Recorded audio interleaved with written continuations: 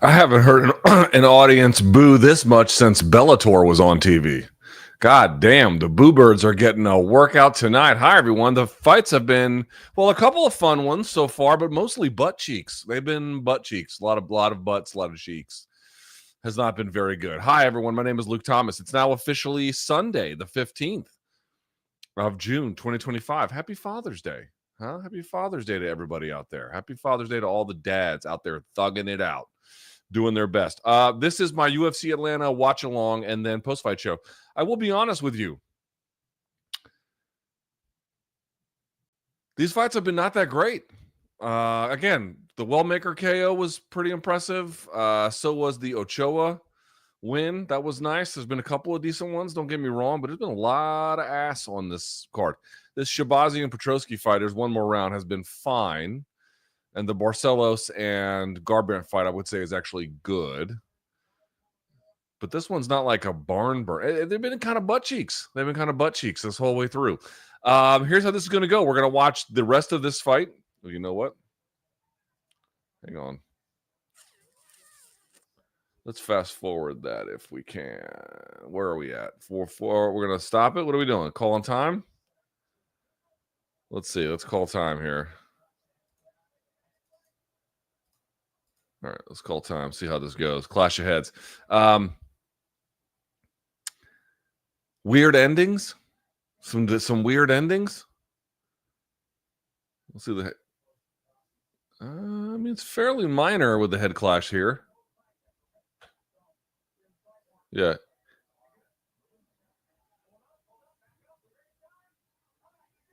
All right, here we go.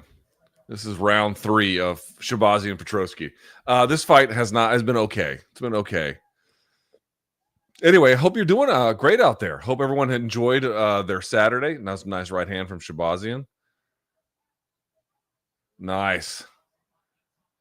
Shabazian's ability to flurry has always been good. There's Petroski on that dump single. Goes for the crackdown. Oh, what a brilliant escape there by Shabazian. Put a jab in his face, Edmund.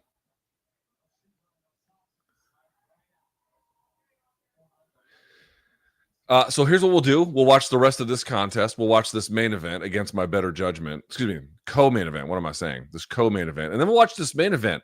And I don't know if you guys have seen this, but there's video of Kamaru walking into the arena in Atlanta, either just like through the tunnels or getting out of the vehicle, like, you know, where they drop him off in the tunnels. And it looks like he is barely ambulatory.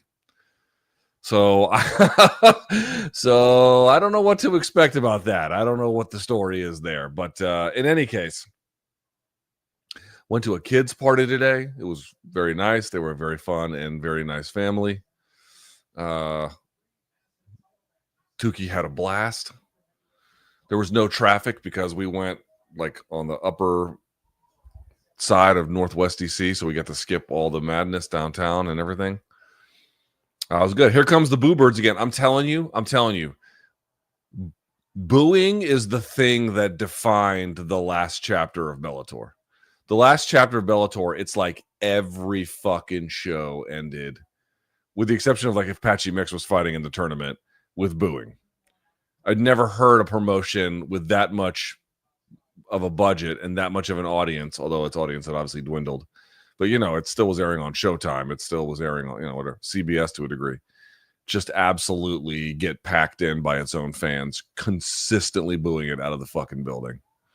That was the Bellator special right there. That was the one. Oh, sick body shot by Edmund. Petroski looks like he's hanging on. Yeah, he's going to live. Let him up. Let him up. Let him up. There we go. Petroski's up. He seems all right. Go back to the body. Of course, you know he's waiting. Put something in his face. Then go to the body. Let's see if he does it. That's good. Let's see what you can do with that. Change the targeting on the next kick.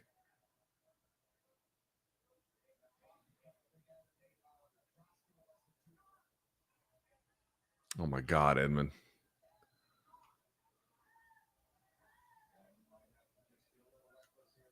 Okay, here's that single leg. Peels out again, gets pushed. Good defense all the way around, striking and grappling there from Shabazian. Oops.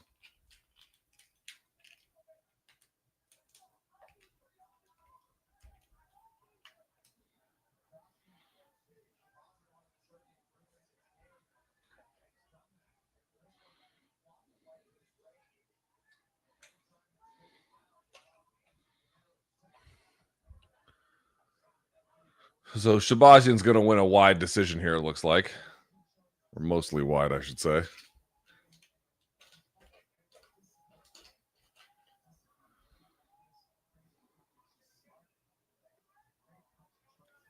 People are still booing. I don't blame them. These fights have been uninspiring, largely. Not completely, but largely. I never imagined I'd see the day where UFC felt like watching Bellator, but we have arrived.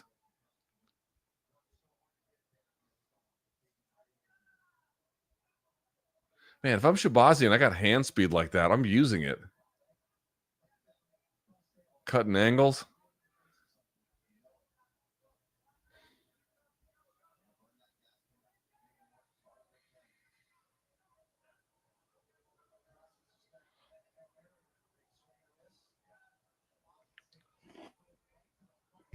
Sorry, I poured Kool-Aid in this fucking thing. And it blew up. All right, well, that fight's over. Okay, well, we don't have to talk about that one ever again. And we won't. There will be a post-fight show. It won't be like the hour that I typically do because there's just not nearly enough to discuss about it. But we'll have a little fun. It'll be all right. All right. Thumbs up if you're watching. If you'd be so kind, that'd be great. Subscribe if you haven't. That'd be great. And, of course, you know how this works. You want to get a question on the screen, fire that sucker into the super chat. Or don't. We can just sit here and, do this. But if you want to interact, that's the way to do it. Thank you for watching. I greatly appreciate it.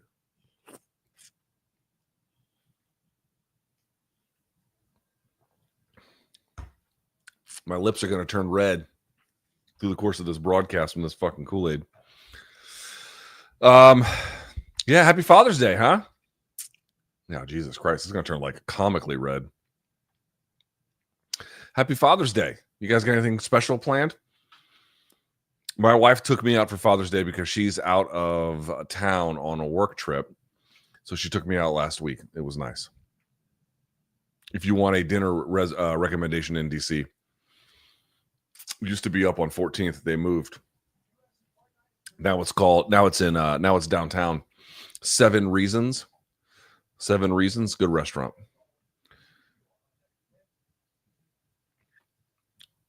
I am not drinking today. I'm sober, if you can believe that. Truly is. I'm honest to God, telling the truth. All right, let's hear the decision here.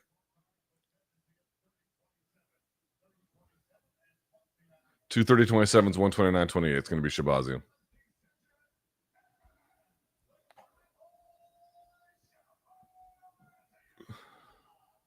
So you're going to get a post-fight interview? Nope. They're going to move on from that. I don't mind that.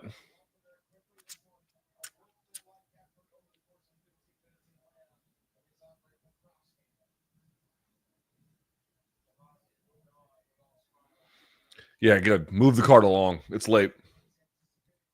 All right, time for your co-main. Rose Namajunas. Rose Namajunas taking on Miranda Fear the. Really don't like that nickname. Fear the.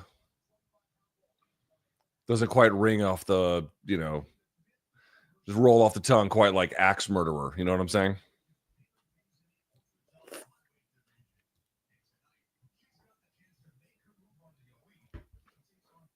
Yo, my whole mouth is turning red. What to expect in this one? Well, Maverick has the ability to grind this one out and make it boring. Rose is more talented than her and certainly beaten much better competition than her. But the question is where Rose is at, particularly at this weight class. I think I said Maverick on Friday's show, but, in truth, I just sometimes do that for the fuck of it. My real opinion is Rose should probably win this. She certainly is the more talented between the two. I mean, that's really not much of a question. It's just a question of what you're going to get. What you're going to get. God damn. I had a friend, an in-law really, come back from, they were in Oaxaca, and they brought me these gummies straight from Oaxaca, Mexico. And they actually have mezcal in them. And like when you eat them, like you can, I mean, not only can you tell, like I couldn't imagine. And if you notice, look at the bottom of the pack. See that tahini right here at the bottom of the pack? That's fun. Dude, they eat spicy candy like it's going out of style in Mexico. I didn't realize that. Like, obviously, I don't know, Spanish-speaking world is all very different. Colombians don't put spice in their food. Seasoning, yes, but not spice. They don't make it hot. They make it hot in Mexican food. Very, very different. Hey, I mean, who gives a fuck? Anyway, I'm just telling you, these are pretty tasty. These are pretty tasty. Humitos. No, excuse me, humitas. I can't see shit up in this bitch. Anyway, we'll see how this goes.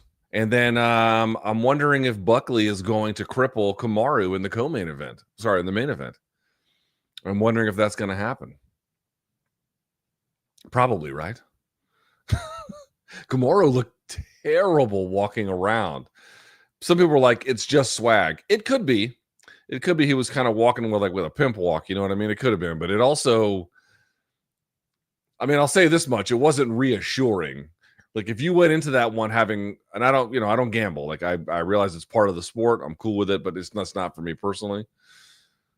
But I would imagine if you have action on this fight and you're watching Kamaru get out of the car like somebody who just had his hip replaced, you might be like, fuck, That's where we are, though. That's where the fuck we are. Why aren't they showing us the walkout on ESPN Plus? I guess maybe I should be watching it on YouTube TV. Let's see. Can I get this on YouTube TV? Can I get the walkout? I would like to see the walkout. That'd be nice. Yeah, let's see what we can get there. Join live, please. Turn this down. Well, it's just commercials over there. Ads for drugs. I'm going to go see How to Train Your Dragon, the live action remake tomorrow. So I'm definitely going to have a fuck ton of gummies before I go into that one. Make no mistake about that. Abuela's back, so she can watch my daughter. Because I'm not going to that sober, let me tell you. I saw the Trolls, the last Trolls movie. I had to take her. It was like getting waterboarded by colors and sounds. I mean, I just couldn't believe how over the top it was. I guess people like that shit. I don't know. Yeah, they're just showing commercials on the ESPN feed. On the ESPN like linear TV feed. So it's either like the holding screen on ESPN Plus or the actual ads. I don't want to see either of these. I want to see the walkouts. But all right, I guess they're trying to move the thing along. I don't know. Who cares? Whatever. You're here. I'm here. We're all here. It's going to be fun. Let's see if Rose Namajunas can, again, Rose Namajunas at her best should be able to easily dispatch of someone like this. But I just don't know. And I don't think she's washed. That's not what I'm saying either. But I don't know if we're going to get like the best. I don't know if that's really the thing. Folks might be asking about the parade downtown, and I have nothing to offer on it because, dude, they blocked off like, I'm not even bullshitting. They blocked off like a quarter or more, maybe even a third of the city. Like even if you got anywhere close, I was in Noma. For anybody who knows what that is, I was in Noma the other day. Yesterday, today's Saturday. I was taking my kid I had to go through Noma to take my kid to gymnastics. Dude, just trying to get on New York and Florida Avenue was a fucking nightmare. And that's not anywhere even all that close. I mean, it's close-ish to where they had started to block off stuff, but not even. Like, the traffic it was causing was fucking insane. So I I was like, I'm not even gonna try fucking with that. Here's Joe Martinez wearing the world's most insane looking suit. All right, here's Fear the. Here's Fear the.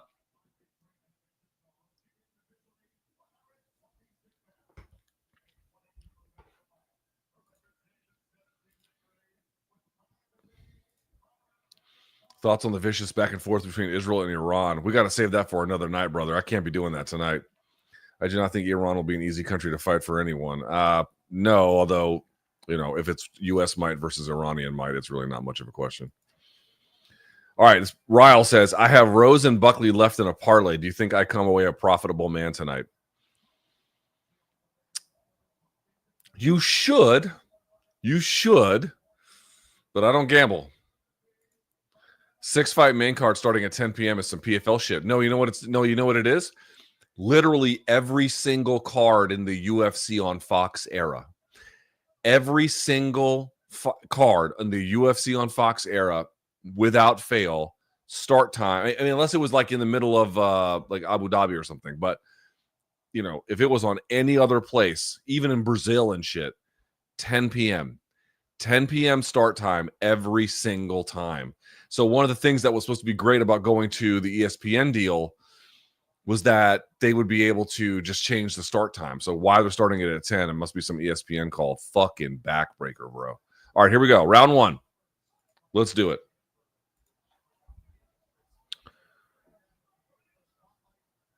So Maverick, to me, is going to be... To me, she's looked stiff. Now she's moving a lot. She brings her feet together a lot, if you hadn't noticed. Look how often Maverick brings her feet together. And again, not all of it is wrong. That's not what I'm trying to say, but it's enough where that can be timed. She'll rhythm step. She'll cross step. That's a good setup on her left there. Didn't catch Rose, but that was nice. Yeah, she does a good job doing the lateral movement and then using that as misdirection to set up a cross. That's good work.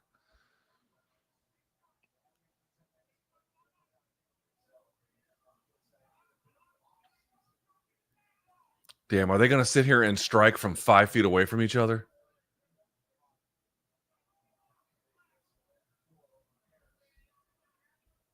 All right, so we have open stance, standard disclaimer. Pay attention to lead hand fighting, lead foot battle, and potential clashes of head, which, by the way, we've had a couple of those tonight. Nice right hand from Rose off the double jab. The double jab from Maverick and then countering it. Look at Rose pre-slipping. You see that? Kind of leaning off to the side. She doesn't do it the whole time, but she'll pre-slip a little bit. Kept her head on the center there, though. That wasn't good.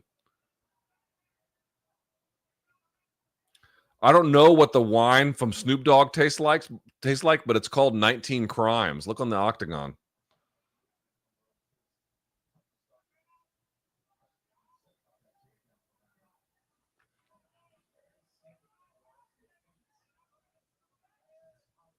Maverick's stand-up has definitely gotten better from her UFC debut. That was good. She got her head off there a little bit. Not all of it got through, but one of the lefts did for Maverick.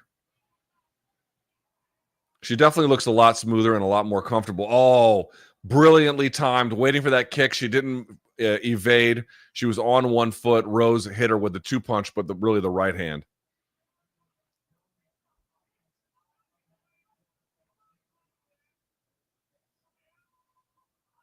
Mm.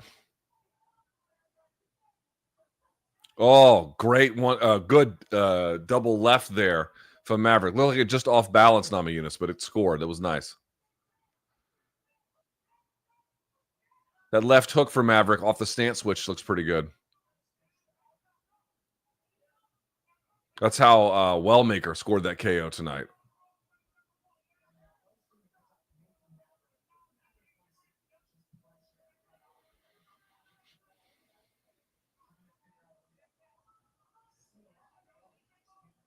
Okay, about 2 minutes left. Ooh. Spinning elbow nearly got through.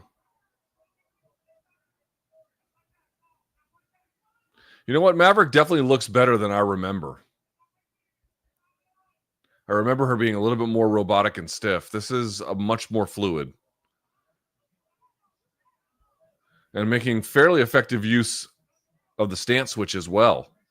Getting into the pocket, maintaining dominant presence there, exiting out with another switch. It's pretty good. That spinning is not doing jack shit for her. All right, body lock from Rose. Let's see what she can do with it. She's gonna pick. This is the same pickup that Bilal Muhammad tried for a bit. She didn't get all the way under elbow deep on the pickup, which is why it failed.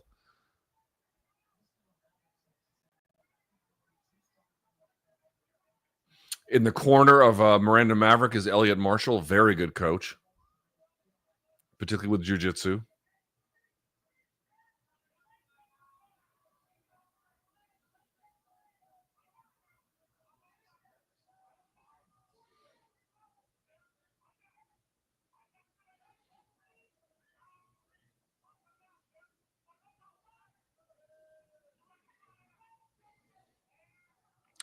Maverick's look down, then come up feint to me is not a very convincing feint.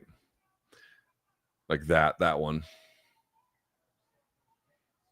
But when she puts strikes in combination together off the stance switch, those look pretty good. Nice blitz from Namajunas. Good evasion, too. That's a decently competitive round. All right. Decently competitive. I wasn't really scoring. Who do you guys have for that one? Have you had a chance to catch any of Slick Rick's new album? Guys, I have a daughter. Like, and my wife's out of town. On what planet would I have had time to listen to Slick Rick's fucking album? Kyle, welcome to the party. Cabbage, happy Father's Day. Like, happy Father's Day to all the dads out there. Wink says, we need Lesnar's daughter in UFC. She could probably beat everyone except Kayla right now. Matt says, Luke, your best 1 rep max deadlift. I'm a 600-pound puller. Well, okay, not anymore, but at my peak, actually a little bit higher than that, but might have been a little bit of body English on that one. JP, the legend of Chris Moutinho. Dude, Chris Moutinho, listen, I'm sure he's a nice guy. I'm not trying to be a dick. I swear to God I am not. But outside of CM Punk, he's probably the worst UFC fighter of all time. He's got heart for days. He's durable as fuck, and I'm not sure what else. Four-Eyed says, LT, my guy, we're going to see any vintage Rose today. Vintage? I don't know. We're not seeing it so far. Oops, let's get this. Here, I'll get it. Look, I got this wing I can fix now. Where are we? Where are we on the card? I'll move the clock when they put the one up on the screen. Where are we? 48, 47. Let me put it a little bit ahead. It's a little fast, but that's pretty good. Oh, good stance switch blitz there from Namajunas. That was nice. No one's landing anything devastating, though, right? Everyone's just kind of touching each other. No one's ever really putting it on the other one.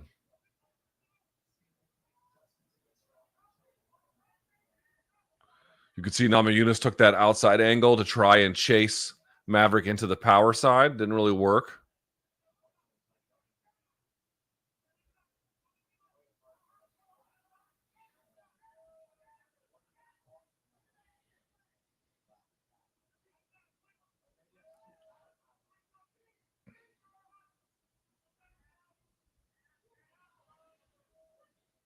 Great timing on the takedown from Namajunas. Great timing.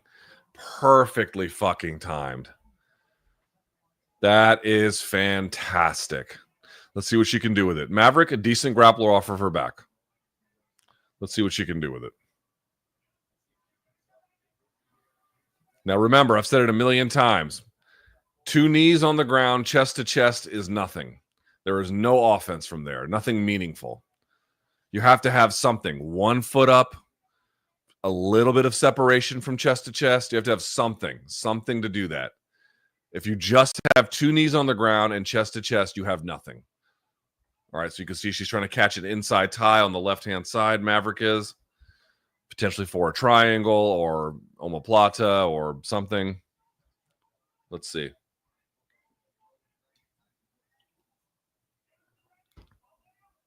Almost like a double armbar position here. Not quite. I actually like it when they threaten with this like high harness ride.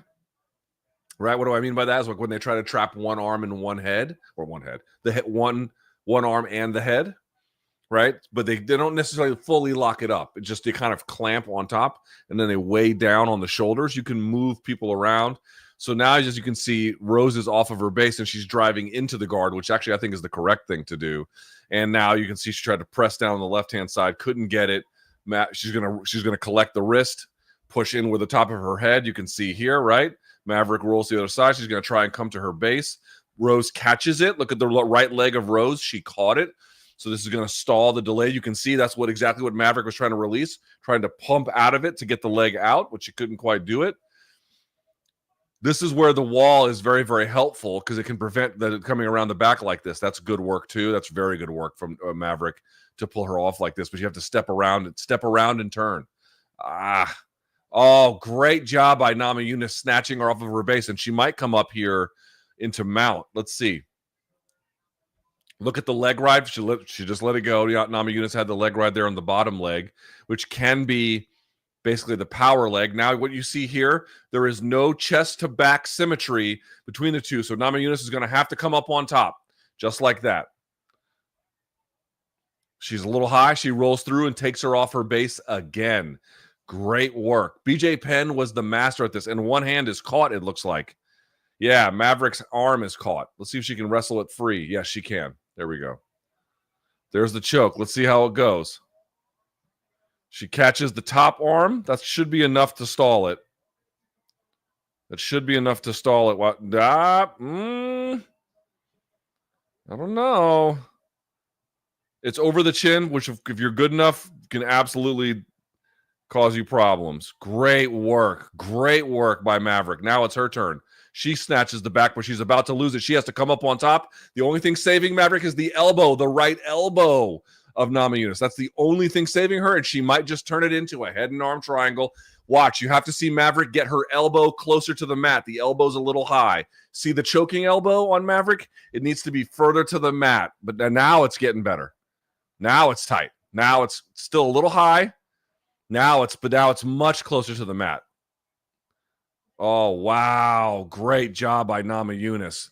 Good round. Great round. This is what I'm looking for. Great round. Great round. Fun. I still might give the round to Namajunas, but that was great. That was great. Fun. Fun round. Michael says, I've been following MMA since April 2014. 2025 is the first time in 11 years where I feel a little bored with the sport. Oh, motherfucker. Did you skip the entirety of the Bellator existence? Saul says, Estoy cansado, jefe. I'm tired, boss. You know what I'm saying? Like that dude in what was the movie? Green Mile? I'm tired, boss. Ray says, this card makes me never want to watch UFC again. Okay, it ain't that fucking bad, but it ain't that great. Alex says, Donk Stream, what's up, Luke? What are some other fighters who have righted the ship like Shabazian or Pico after being highly touted prospects? I'm not fully convinced either of them have done it. I mean, Pico definitely pulled himself out of the gutter he was in, but like getting back to the top of the division, I don't know if he can do that. He definitely rescued himself, but I don't know if he did more than that. Hang on. Let's get this going here. Let's go. All right. Man, do they got enough ads on the octagon floor there, guys? We got 19 crimes. I like how they're like, don't even tell you what the fuck it is. Is it a Malbec? Is it a, Chardonnay? There's 19 crimes. All right. I don't know what the fuck that means. All right, here we go. Underhook from Maverick. She has nothing here, but let's see if she can turn it into something. Good frame from Namajunas. She should be able to circle off here. Yep, just like that. All right, let's see if Maverick can get her hands clasped together and then if she can do anything with it. Namajunas kind of has, look at Namajunas' kneecaps. Which way are they facing? If they're facing one direction out, that's typically good. If they're facing Maverick, then she can be taken for a ride. There are exceptions to that. There are scenarios where that's not true, but they can be. Also, I don't like this standing knee shield because you can pick up on it, and you can use it to trip out post leg if you're good with it. Let's see what she can do. Here you go. She steps around it, presses through. She's trying to turn her back counterclockwise. Let's see if she can do it. I don't think she really has it. She has the hips hiked up and shelved, but she hasn't stepped through enough to come back the other way. Yep, that's how she's going to lose it, just like that. Now Namajunas is on her. Could be 1-1. Could be 1-1. Oh, she gets dropped. I don't know if I didn't see it was like a super hard shot. Maverick goes down. Namajunas is on top.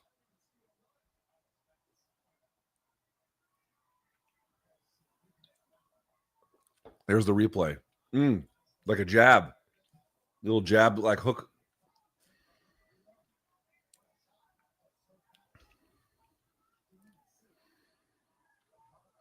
Okay, so we got half guard. Maverick is on her side, which is, of course, better than being flat on your back.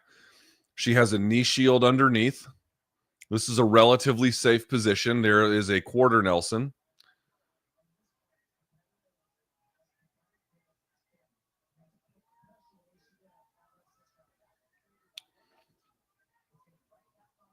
Now Maverick is flat on her back. We're pretty close to it.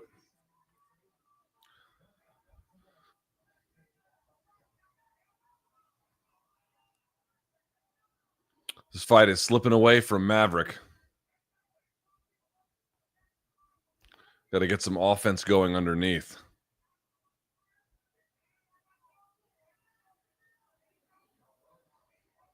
I fully believe in these scenarios, you could see a head and arm triangle here from Rose. See how Rose's right elbow? Yeah, it's got to come down lower. You can finish with the elbow high, but you just have to have like a murderous squeeze, like Brock Lesnar on Shane Carwin. If you actually look at the arm triangle that he hit, it's really not a very clean arm triangle. It's just fucking Brock. You know what I mean?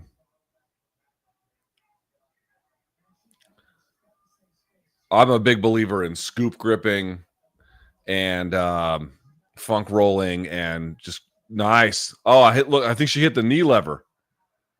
Great job by Maverick, but she's going to give up top position. Let's see if she can guillotine here. No. Terrible. Let me see what I can't. I want to go back and see, but I'm watching for you fuckers, so I can't go back. That was terrible. The knee lever was nice. That was a nice sweep, but you got to hold top position. She's getting cradled here, it looks like. That's a weird cradle.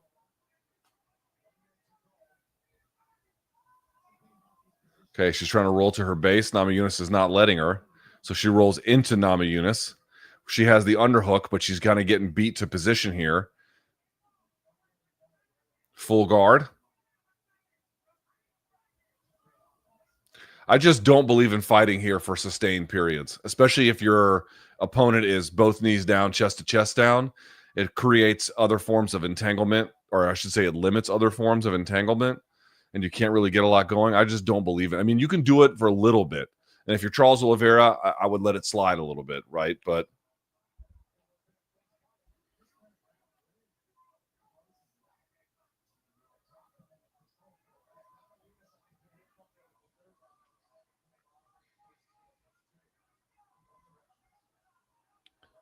so I think Rose is probably going to win this. I'm going to say probably 2-1. Probably, right? Respectable fight for sure.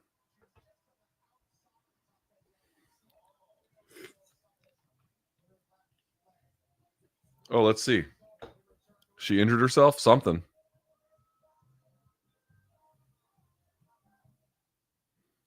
Yeah, I don't know what that was. Sydney, Luke, can you please give me the history of fans booing in the history? Feels more common now, but that could be me lacking the full history. No. I mean, it's definitely more common now. But I mean, I don't need to go into the reasons why. Like, I don't know if there's MMA fans have always been a little bit fickle, right? They're much more educated now than they once were. They used to boo it going to the ground at all. They used to boo jiu-jitsu more heavily. Remember, there's the Just Bleed guy, so there's definitely like a bit of a strain of booing in prize fighting. Also, prize fighting is weird because, like, if you go to a basketball game, you're expected to see like the highest level performer, and you know people jeer there too. But it's weird, man. People go to fights and they kind of lose their fucking shit. Like they lose their sense of normalcy. And I think they're just more likely to do aggressive, angry stuff at the athletes than they ordinarily would be at other sports. Anthony Smith with a double-breasted suit. There's DC legend Dan Hellie. Shouts to Dan Hellie.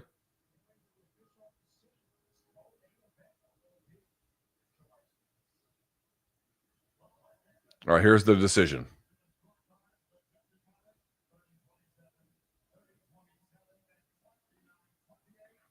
$230.27 $129.28. Yeah, Rose Namajunas.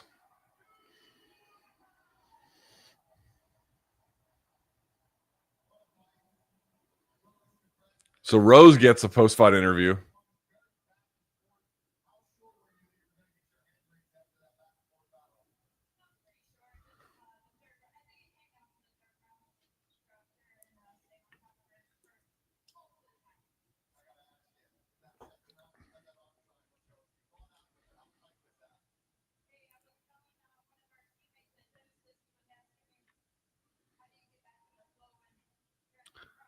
Yeah, see that she tightened it. It got now that's a tight arm triangle when you can see the elbow close to touching the mat. Because someone people get it so high that you can't really get it.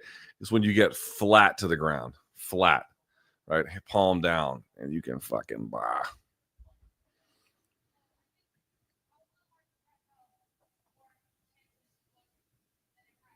I'll tell you what, that was one of the better performances from Maverick, but she just doesn't quite have enough. Oh, that was great. She tripped out the post leg on that double. That was nice. That was really great timing. This was great timing also from Maverick, but she just couldn't make it work. Swings and a miss. Yeah, she busted up her leg.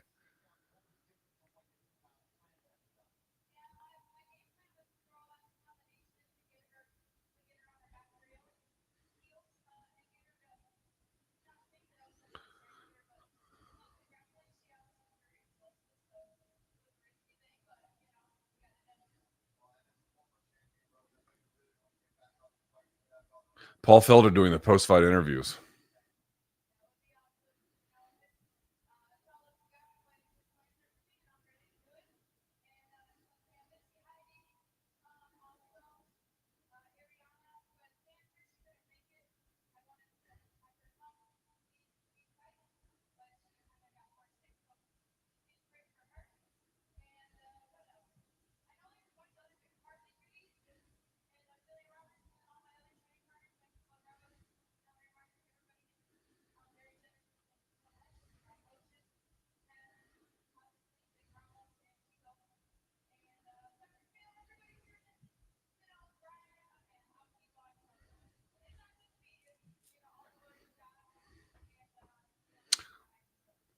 Friendly, nice post-fight speech. She looked good. It was a nice win. It's a nice win for Rose. Nothing too impressive, but nice. Good. We'll talk more about it in the post-fight show. Luke, Warped Tour attendance greater than Trump's parade. Yeah, I didn't go to Warped Tour either, but I think that was that today at what was that? Northwest Stadium? Where the fuck was that? Nats Park? It can be Nats Park because that's downtown. So I guess it must have been somewhere else. Or maybe it was in like the old RFK grounds or something. I don't remember. Herat says, why is this card so damn late? It has to be an ESPN call. Also, I'm on like my third Popeyes ad in 10 minutes on ESPN Plus. What the hell? Am I just a fatso? Yeah, well, I mean, dude, like, look what they're showing. This is what they think of MMA fans. Look what's on there. Budweiser, Buffalo Wild Wings, crypto. Do you need a lawyer, a Morgan and Morgan attorney, and 19 crimes? Like, they're telling you what they think of MMA fans about what they're choosing to advertise, you know, or who the advertisers are. You know, and these are big companies, obviously. These are lucrative deals, don't get me wrong. But, like, you know, they're not You go watch. I watched the. You guys watch the finals of the French Open between Alcaraz and Sinner, whatever his name is. Dude, first of all, the match was like 5 hours, and the fucking sponsors are like Rolex, BMW, Visa. You're like, they're not. You don't see po' boy ads on fucking Roland Garros fucking advertisement, man.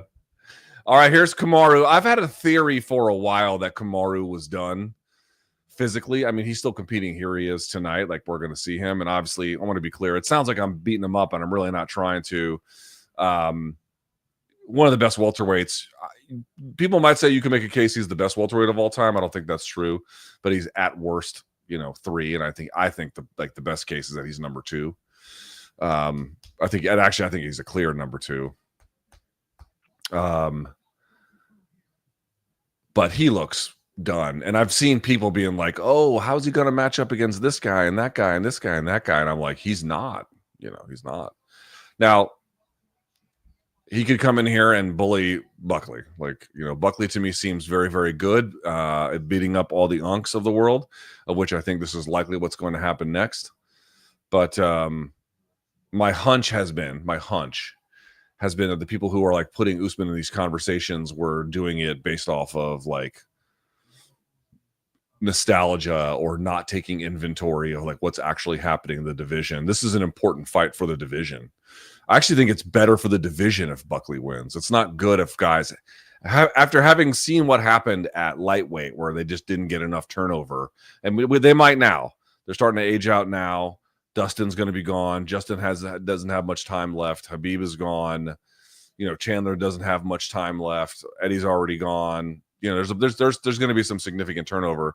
So you can be back. Patty's on his way. Here comes Ilya. You're finally starting to get that movement, but it's been congested up there. Whereas with welterweight, you've seen like just massive turnover. The new generation really staking their claim. I suspect that that's what will happen later today, or momentarily, I suppose. Ant says, good God, UFC sucks since I left the company. Dude, the last fight was good. Cody fight was good too, but or good enough. But they've been booing like it's Bellator. That's what damn. Dave, thoughts on the Bellator Craig fight? We'll talk about it in the post-fight show. A lot of people claiming he faked it, but I don't think so. I don't think he faked it either, but I will say I can absolutely understand why someone might think that. Hobbs says, Luke, you're doing a great job. I like how you don't talk when there's nothing to say. Talking a lot is what I'm good at. Saying some dumb shit also. But thank you. All right, here they come. I guess we get to see these walkouts.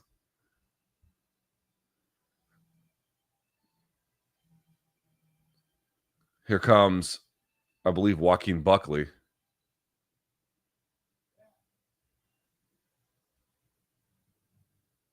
Georgia. Oh, coming out to Ray Charles. The whole day through.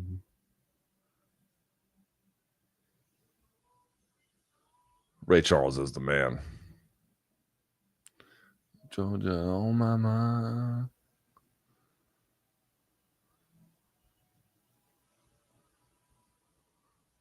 All right, there he is. First team, all titties. Joaquin Buckley.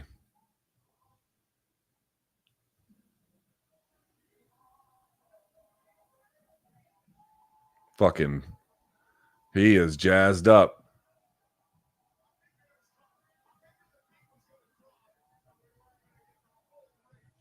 Yo, I tell you, I always bring this guy up. Look to the guy on Buckley's left with the former Delta Force kind of beard this guy's got. This dude is no bullshit, man.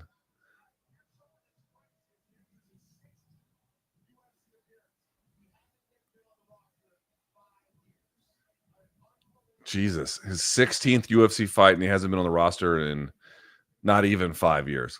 So he's averaging over 3 a year. It's pretty impressive.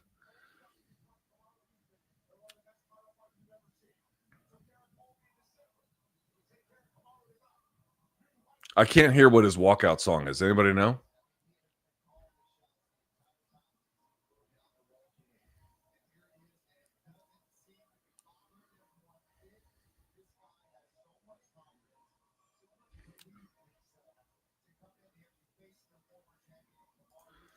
JP says, even if Usman loses tonight, hopefully he'll still be ranked so BC can continue to joke about it every show. Also, bigger crowd at the Apex or Parade. They were expecting 200K. I'm not even sure they got 50. Michael says, did you see the pic of the gay black dude with the Hagler war hat in that crowd? There's still some diversity in MMA fandom. I don't know why you would assume he was gay, but I did see that picture. He had a shirt on that said no war but class war. And I was like, at an MMA event? I mean, I'd sooner imagine you'd see a 1488 shirt at an MMA event than no war but class war, but I'll take it, you know. Thank you for the donation. Ray says, Saeed Yaqub needs to get signed back with the UFC. Yeah, did he win tonight at Dirty Boxing? Do we know? Did he win tonight? Against Alex, as BC would say, Caceres. All right, here comes Kamaru.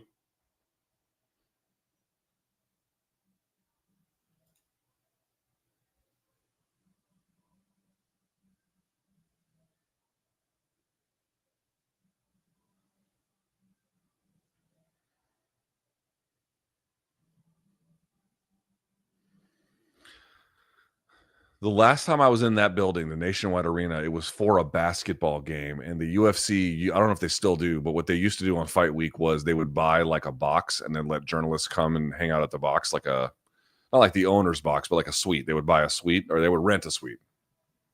And then be like, hey, members of the media, if you want to go, let us know. And we'll make it available to the suite. And this is, I was on much different terms with the UFC back then, although they still didn't like me. But I went. And I won't say who it was, but there was at the time, there was a Hispanic female journalist. And then in the suite was at the time a heavyweight who was clearly trying to run game on the female journalist, to which it was having no effect whatsoever. I don't know if the heavyweight had picked up on it, but I certainly picked up on it, and I was like, yeah, this is not going where you think it is going. I don't think anything came of it, but I remember being like, you're doing it's distracting because I'm trying to watch the game, All right, there's Kamaru, who appears partially ambulatory.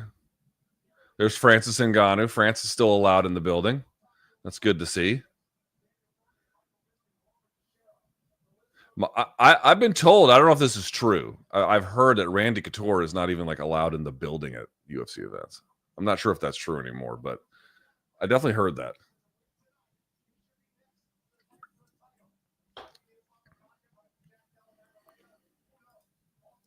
Chris, happy Father's Day, LT. Thank you. Enjoy the movie. Going to try and spend some time at the cigar lounge during my son's nap for some peace and quiet. Hell yeah. I'm not a cigar guy, but if you are, I hope it is wonderful and enjoyable. Thunderfoot, is it possible for a 34-year-old male with zero experience to start learning Muay Thai and win an amateur title somewhere between 125 and 135 pounds? Yes. Yes, it is possible. Not in the pros, but in the amateurs, yes, it's possible. Unlikely, but possible. KC says, has the UFC missed every generational fight ever? No, they made Penn versus GSP twice. That was pretty big. And they made some other big ones, but they've missed some big ones too, man. Have you seen Itama Wardley? Need to watch Terra Moana. Not recently. Arthur, did you catch Buckley's coach still works a day job at Panera? What gives? Buckley not making enough by Fight 16 to pay his coach? Dude, they don't necessarily make a ton. And also, he might have health insurance through Panera. You know what I mean? Like, dude, like quitting that job is, I mean, dude, they're not making money until they're making money. I hope everyone understands that. Like, Buckley's not, he's not in the poorhouse by any stretch, but he's not He's not. He has no wealth from fighting. Now, if he wins the title, well, then he'll start putting together some real wealth. But yeah. All right, here comes Kamaru. He looks more ambulatory this way.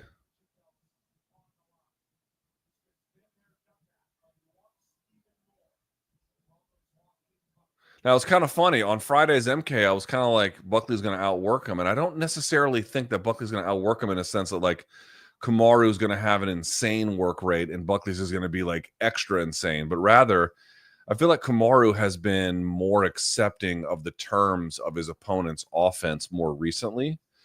And I feel like that's a bad sign against someone like Buckley, who is a little bit hit and miss or hot and cold with the offense, but pretty consistent with it. George says, Rose hugged everyone but Pat. What do you think? Leave him. She hasn't done good since he's been... I mean, she won. She won. I missed that. I didn't see that. All right. Here's Joe Martinez. X says, Buckley by knee explosion. P.S. I'm higher than giraffe pussy right now. Merry Christmas. That's my audience. It's like, hi, nice to see ya. I'm also higher than fuck.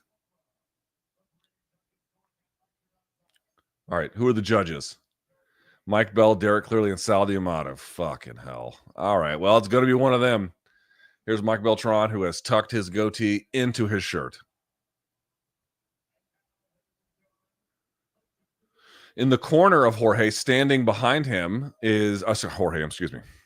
In the corner of Kamaru would be Trevor Whitman and then Jorge Santiago. Jorge Santiago, a very good middleweight for a time. Not an elite guy, but a very good guy who had some interesting wins during the course of his career. Jorge Santiago, good fighter. Minus 225, 9-1 as a favorite, Joaquin Buckley. All right, boys and girls, does the Unk whooping tour continue tonight?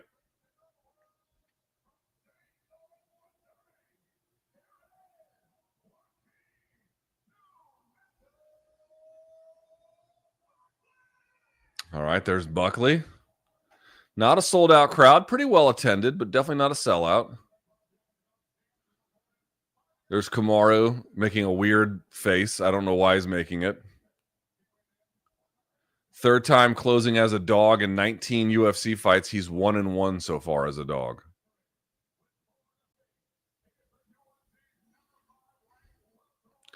Is it my imagination, or does Kamaru look just a little bit softer than he used to? A little bit. He's obviously still jacked.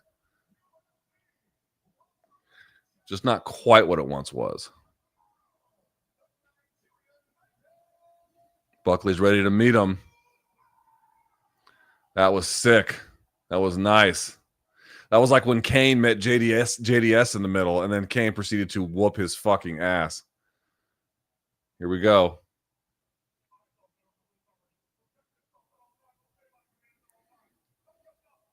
Nope, no touch of gloves. Sick. Perfect. That's exactly what I want out of my main event. Fuck them both. That's not what I mean personally, but I'm saying that's how they see each other. All right, here we go. Round 1 of a possible 5.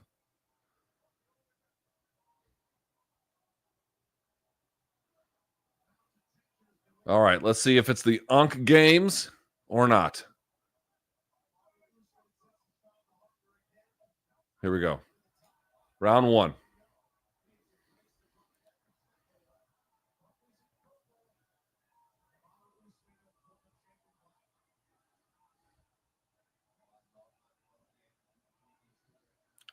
Four-punch combination from Buckley. I think that's the right call. He's got to get him through, but yes.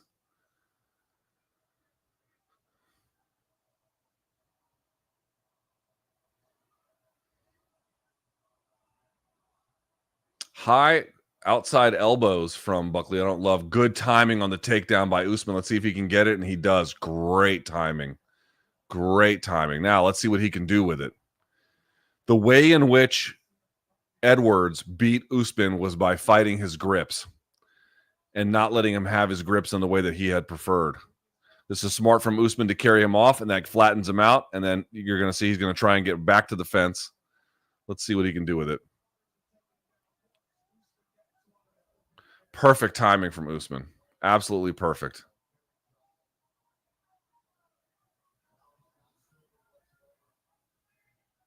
Now, once again, 2 knees on the ground, chest to chest. There's no offense. Some portion of that has to change.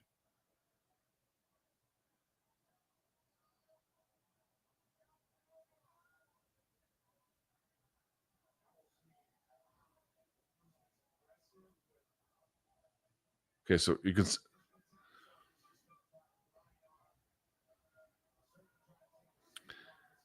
If I'm the referee, I'm warning Usman from here. Do something with it. All right. Sitting up a little bit, that's better. Good. Nice elbow from Usman. Buckley, you got to get up, brother. You can't be fighting here. Ain't going to win nothing doing this.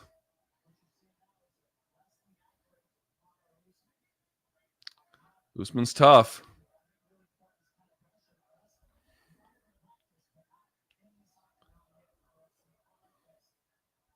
He's got both knees down. Let him have it and use the attempted mount to push.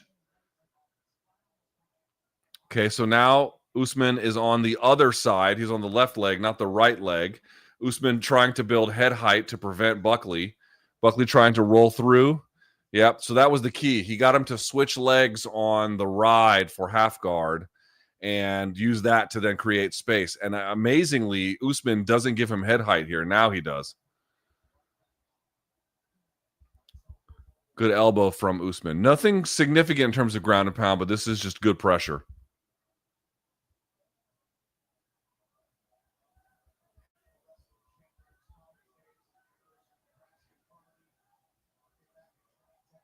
Bro, how do guys not have more answers for stuff like this?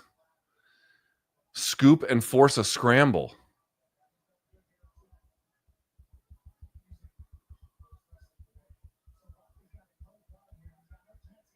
Yeah, I mean, I totally agree with Dominic Cruz. He got a full guard. Why are you operating from full guard? He's not a significant passing threat.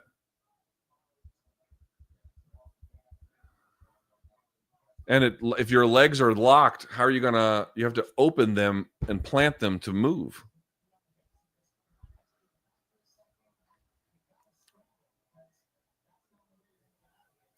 Damn, bro. Are we really going to get 5 rounds like this? Buckley better have some better answer than this. Jesus Christ. Also, it tells you how far Colby's wrestling fell off that this is now like dominant Usman.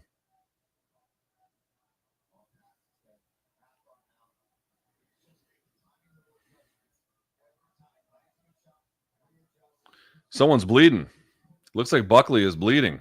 One of those, it looks like one of those elbows got through.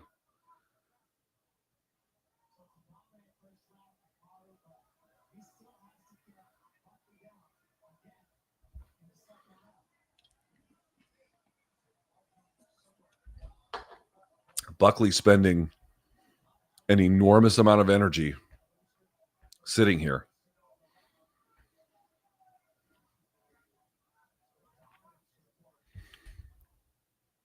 Damn, are we really about to get 25 minutes of this at 1 a.m?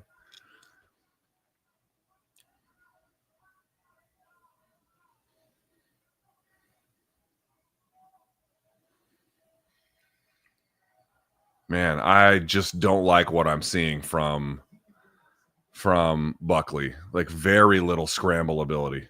Yeah, I mean Usman's tough. Like of course, but Jesus.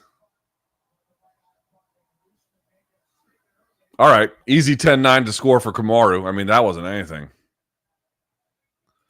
Jack says, we're here because we like to party. Yes, we are. That's true. That's a true statement. Herat, limbo contest. Kamaru versus Stipe. Slew says, thanks for the live streams. You're the GOAT. I do my best. Thank you, Jay. Fred, Kambosos got KO'd to the body, no less. That's all. Revenge of the Unks. That might be what's coming. I might have buried Usman too quickly. I still don't really. I mean, even if he beats Buckley this way, to me, it's more of an indictment on what Buckley can do. And it gives me less belief that what Usman can do is still ascend to the top. But we shall see. I'm just not liking what I'm seeing from Buckley scrambling underneath. He seems very much to believe his own ability to explode underneath is sufficient for creating a scramble, and like Usman is quickly shutting that down. All right, here we go. Round 2. Let's go. Buckley's going to have to do something to hurt Usman.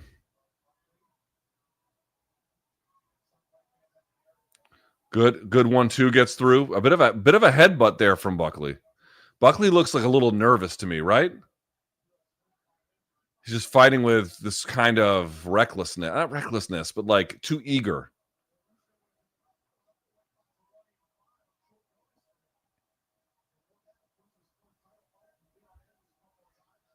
Decent little kick there from Kamaru.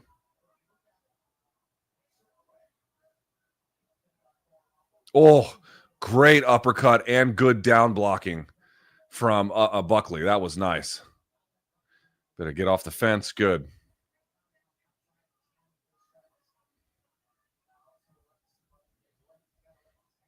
How are you guys not leg kicking this guy? How are you not leg kicking Usman? Interesting. They got a threat from Usman, and now Buckley level changes and pushes him back. I don't mind that, actually. Ooh. Oblique kick. That looked like it hurt Usman. Get off the fucking fence. Dude, he does these monster... Look at how much retreating Buckley does when he gets out of the way. Like, he just scoops so far. Buckley, I don't mind these blitzes, but some of them have to go to the body.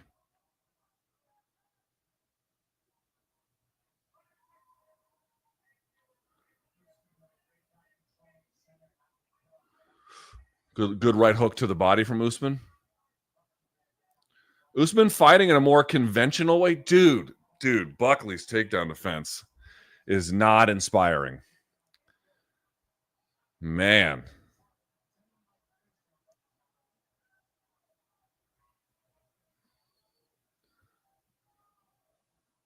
Bro, this is terrible from Buckley.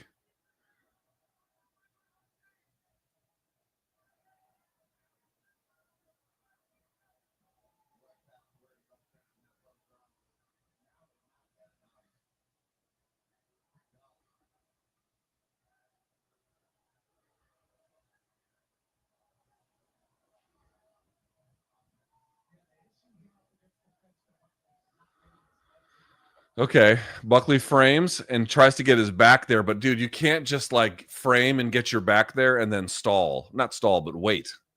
Like Usman's going to recover position, which is exactly what he's doing. You have to get your back to the wall and then immediately twist your hips.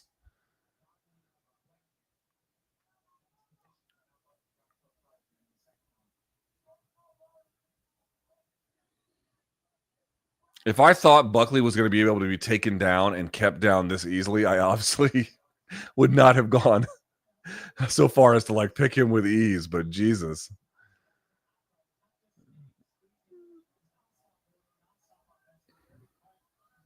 I mean, Usman's just doing what he normally does. I don't see anything new, but you don't need to if you're doing this and it's working, right? Like just stick to what you know. Dude, Buckley, brother, you got to scoot your hips back. Oh my God.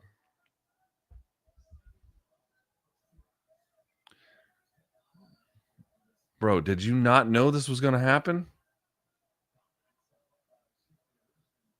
Like, did you not know this was going to...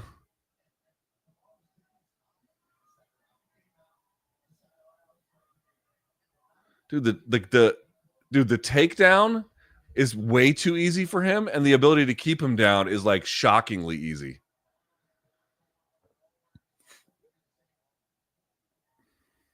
I mean, compare this to how Leon Edwards did it, and then what Leon Edwards couldn't do to Sean Brady. You know what I mean? Sean Brady manhandled Leon, and Usman couldn't keep Edwards down basically over the course of 5 rounds.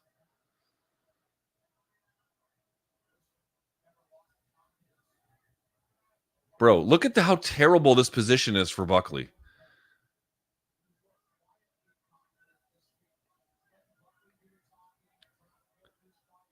Give him your back. Now there's mount. Give it to him. Yes, give it to him. Let him climb up and then use this to create a scramble.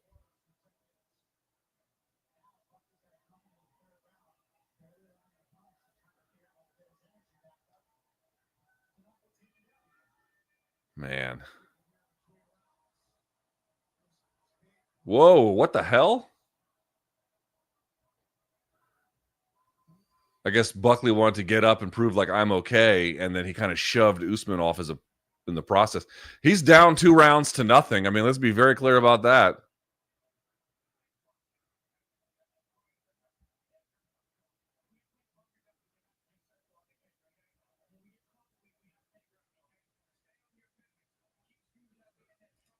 Usman doesn't look softer. You're just ageist.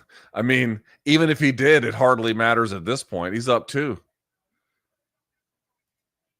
Best bench press. I mean, I could probably gone higher, but I've done 345. George, pride rules need to come back. Yellow card, stand up. I'd be all in favor of that. Fofo, Buckley learned literally nothing from watching Edwards beat Usman twice. Doesn't look to me like he was properly prepared for this one. Like, genuinely looks unprepared. Not just like, oh, Kamaru looks better. Yeah, Kamaru looks better. Buckley looks unprepared.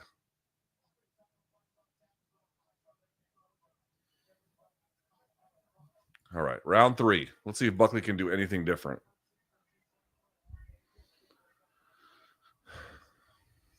Now, Buckley is a good KO artist. He's got KO power, but this is looking bad.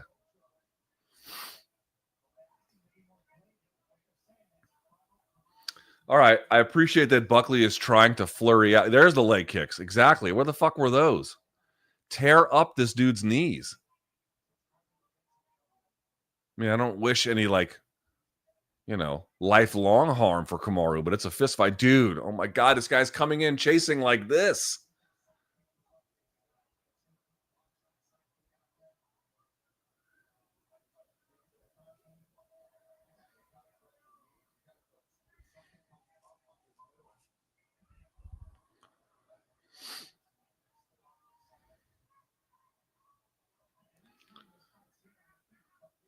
How did Buckley fight at middleweight? Dude, kick his fucking legs, jab to the body, stay low. Like, what are these fucking strikes he's throwing? That's good. Stay low. Good angle he took. That was nice. You missed off the follow-up, but that was nice.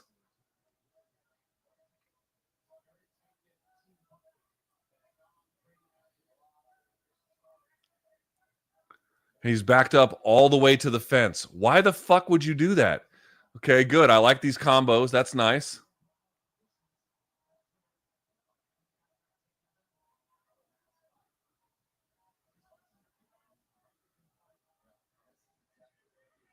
Go to the body.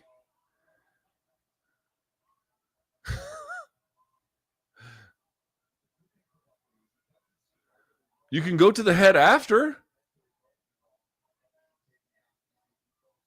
Yeah, good point by Paul Felder, which is that Buckley doesn't look deterred. He's not fighting scared, which is good. Got nice left hook. That's what he needs to do. Take angles. Use your speed. Get down, dude. Fucking quit punching him and stuff the fucking shot.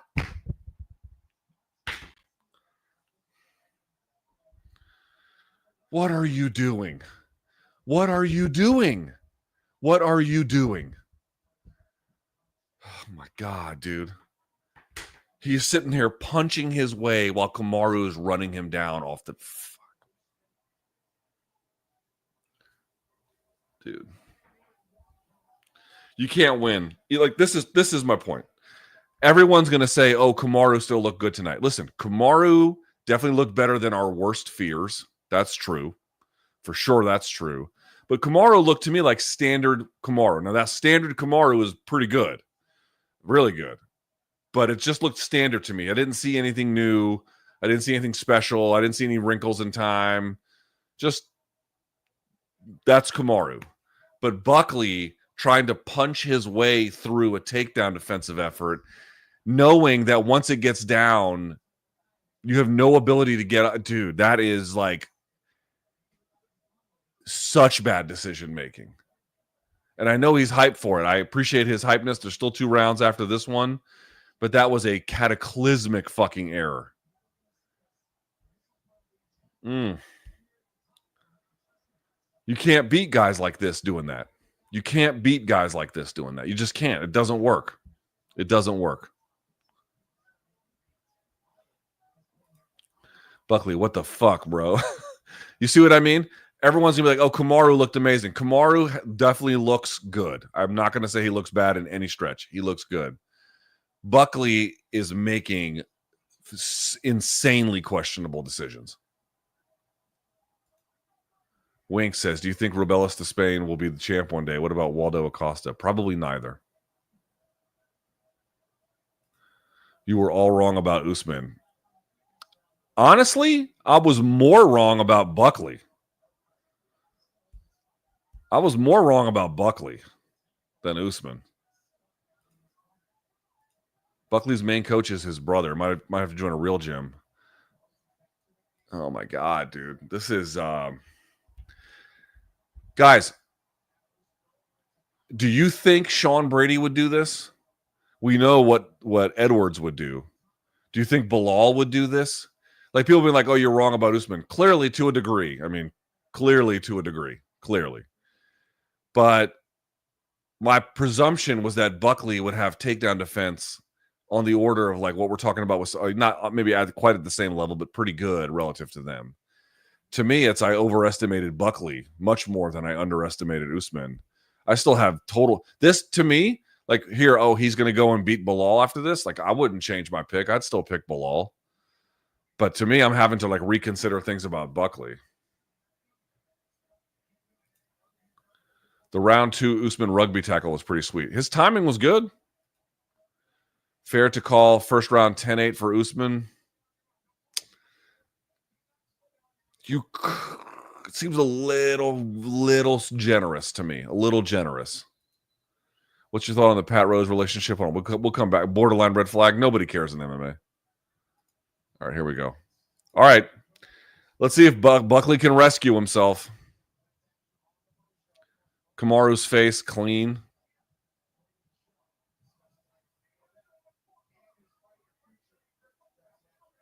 Here we go. Round 4. Buckley still looks fresh. I mean, he's fighting.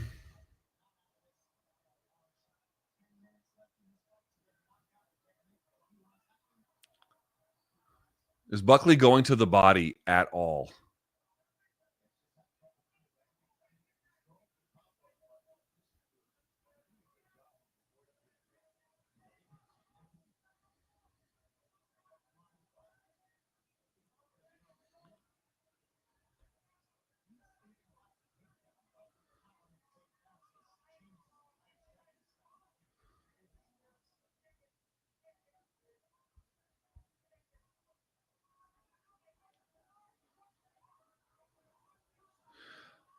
I will say this is showing that like Covington is like mega done, right?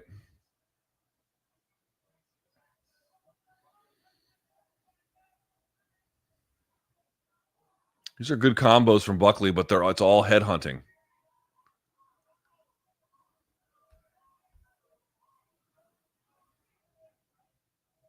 Look at Usman just waiting for his opportunity, not rushing. He knows just needs one takedown and the whole thing closes. Good left hook from Buckley. Buckley needs to keep turning him.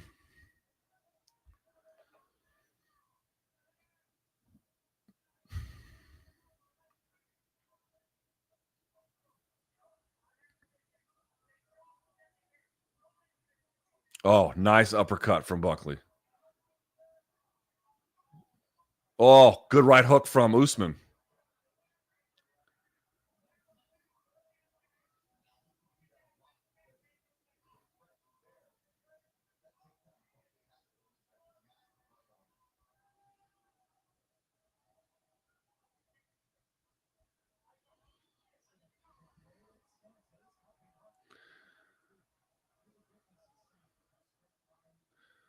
So they're talking about the bladed stance.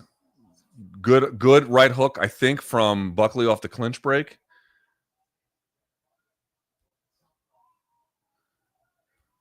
A attempted dart from Buckley.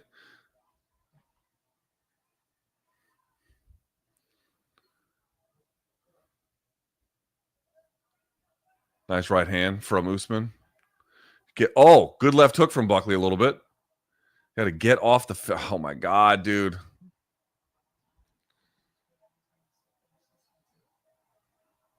Let's see. Let's see. You got to turn your hips.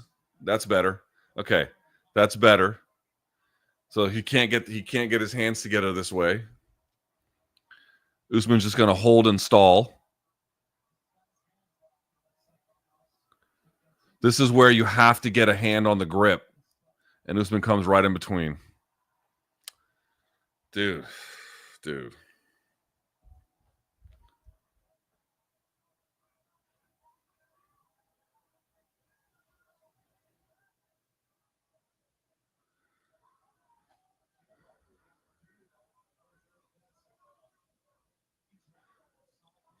Like, why would you not just like attempt anything at this point? You know what I mean?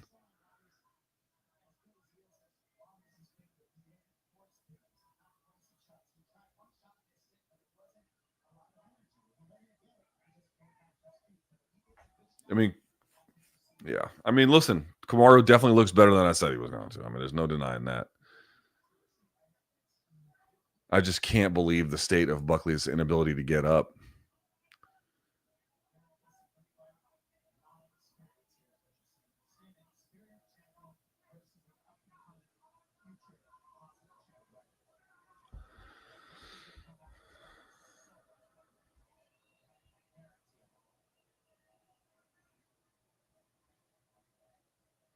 Yeah, I'm not going to write off Buckley completely, but he's got to have a better answer than this long term.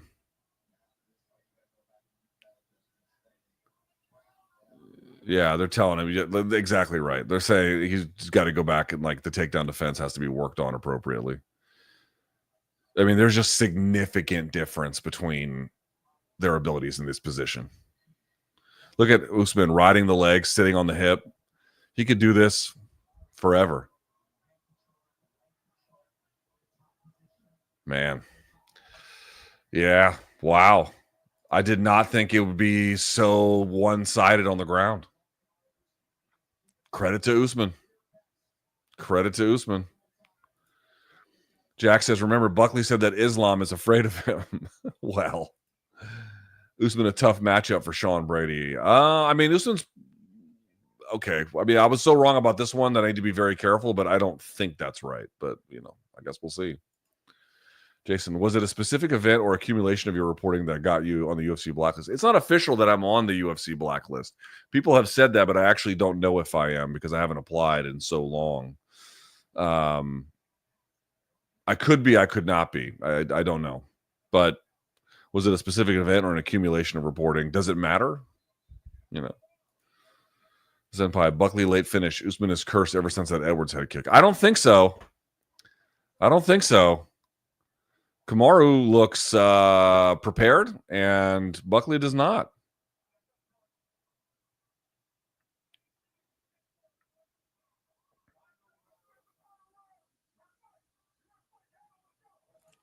Dude, you got to push Usman back.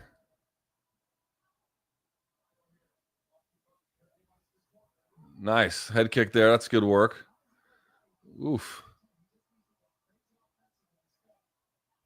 They're saying he needs to go crazy offensive in the fifth. That's what he was doing in the first 3 rounds.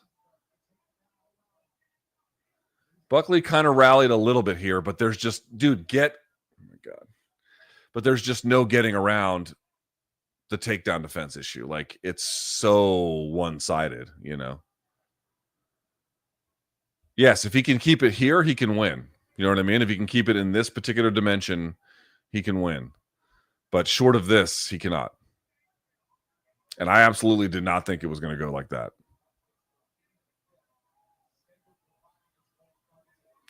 Dude, he's just picking up and snatching the single. Yes, better. You have to wrestle through position. Better.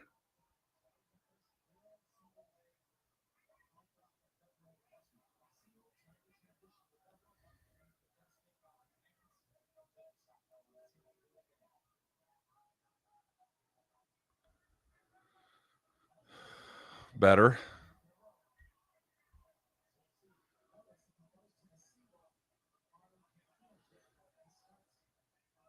Quit going to the back to the fence. Push him back. If you want to win, push him fucking back. Hard jab for Usman. That was nice.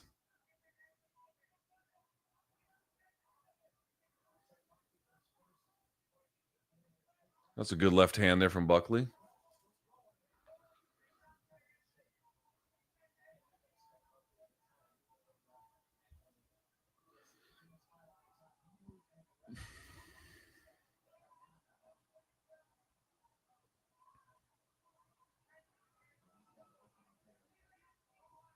Dude.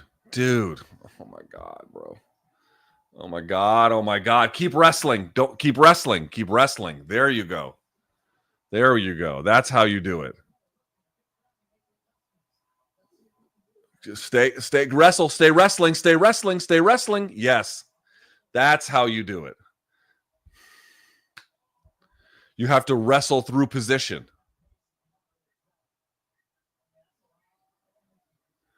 Good cardio from Buckley. I'll give him that. Good cardio.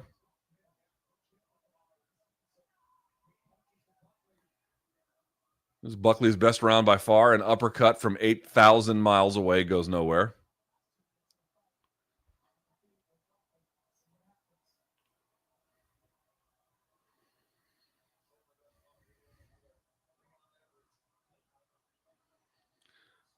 Kind of just a wild. I mean, he's throwing these shots, but like, look, they're just wild. There's not much to it. Get off the fence.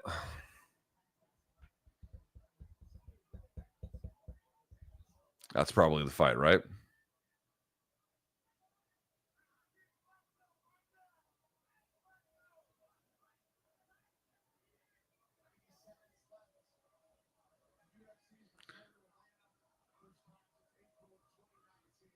Get off the fence. Keep going. Yeah, dude, why weren't you doing this fucking... Wow, all of a sudden he can defend the takedown. Amazing.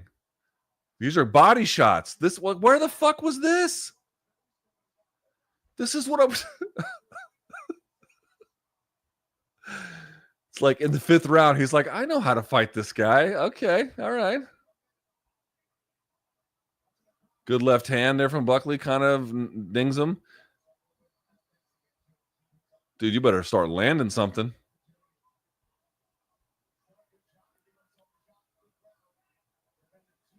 Kamaru's going to pump the brakes here if he has to, or get that one takedown if he can. You know, ice the whole thing, which would be smart. But you don't even have to rush that. You can just avoid the fight. Nice shot from Buckley. Nice combos from Buckley. Buckley's landing on him now. Where the fuck was this? Where was this, bro? This was the way to fight him from the beginning. Uppercut from Mars.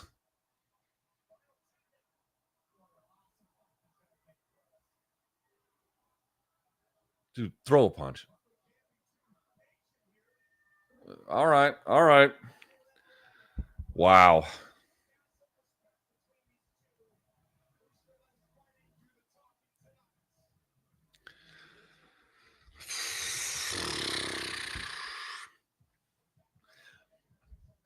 Usman's going to win, and he should, because he's the one who is rightfully better, right? You guys know my rule. For the most part, I really don't care who wins and loses as long as the rightful guy wins. Unless these judges are blind as shit, it's a foregone conclusion that Usman's going to win. What drives me nuts is that Buckley didn't make any of the adjustments until the 5th round. Oh my God, dude. Like, okay, so that wouldn't have helped him if he had fought from round 1 the way he was fighting in round 5, it would have been a different fight. But it's still pretty clear that once he's on the ground, his ability to get up and create height is woefully lacking.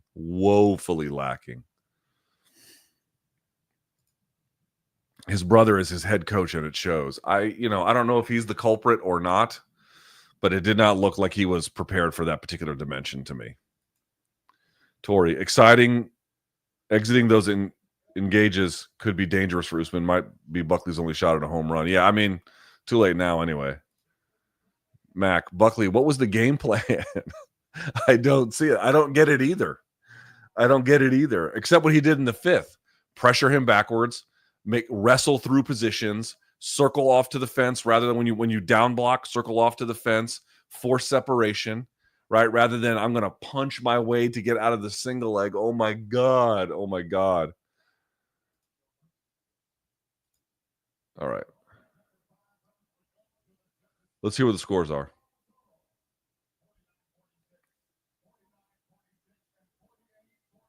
48-47, then 249-46s.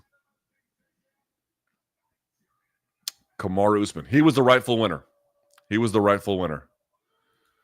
I'll buy it. Turns out we were all wrong on Buckley. I mean, I feel like I whiffed on that one much more than I whiffed on Kamaru. I feel like, what was I thinking?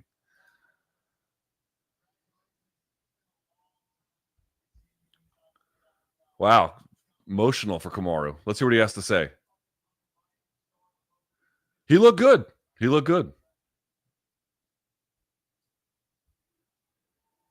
trying to hold it together. Looks like he was having doubts.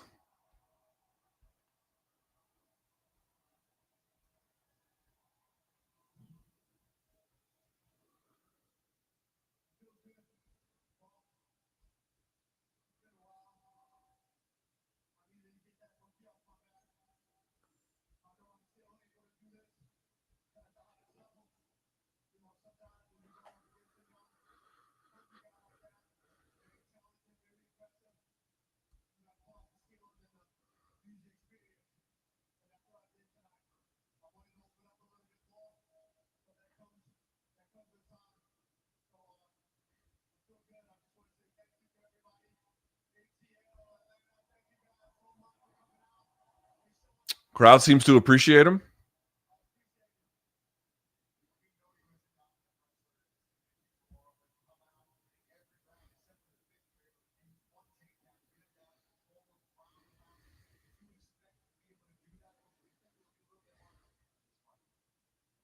Where he punching through that. Oh my God. These highlights are just killing me. They're just killing me. Oh my God, these fucking highlights. These fucking highlights are killing me, bro. What, dude, what are we doing?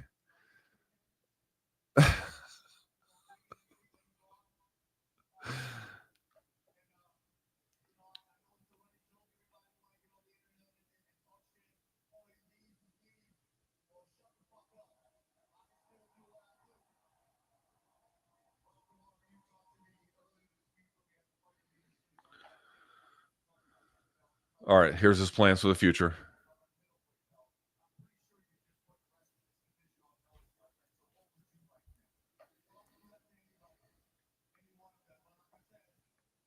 Not Leon.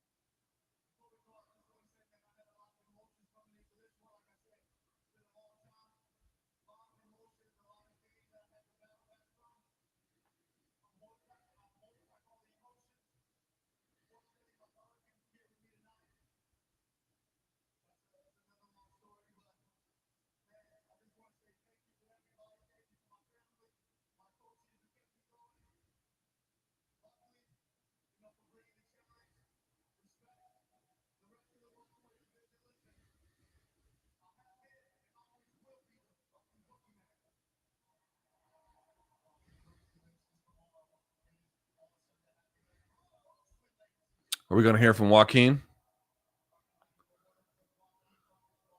All right, here he is.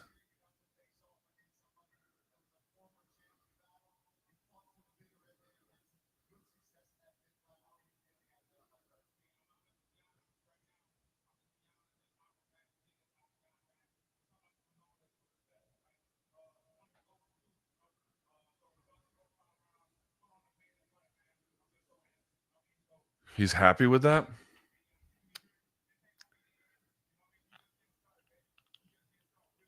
Okay.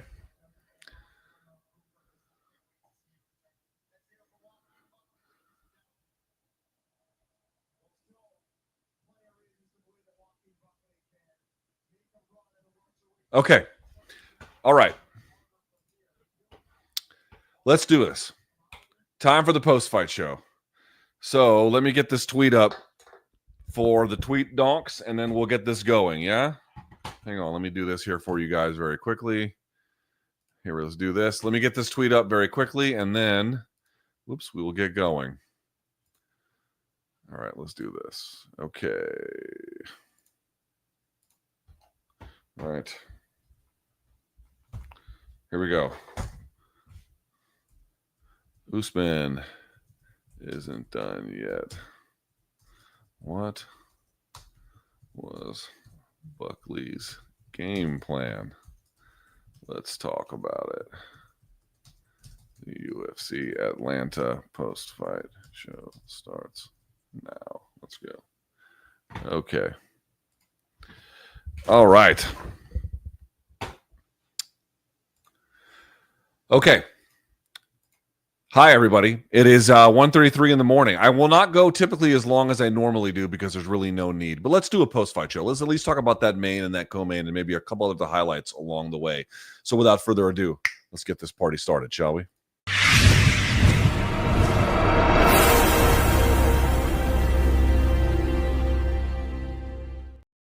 Okay. All right. Oops, let me close this off there. Very good. Very good. And is there anything crazy happening in the world that I need to be aware of? No. Okay. Looks like everything's good.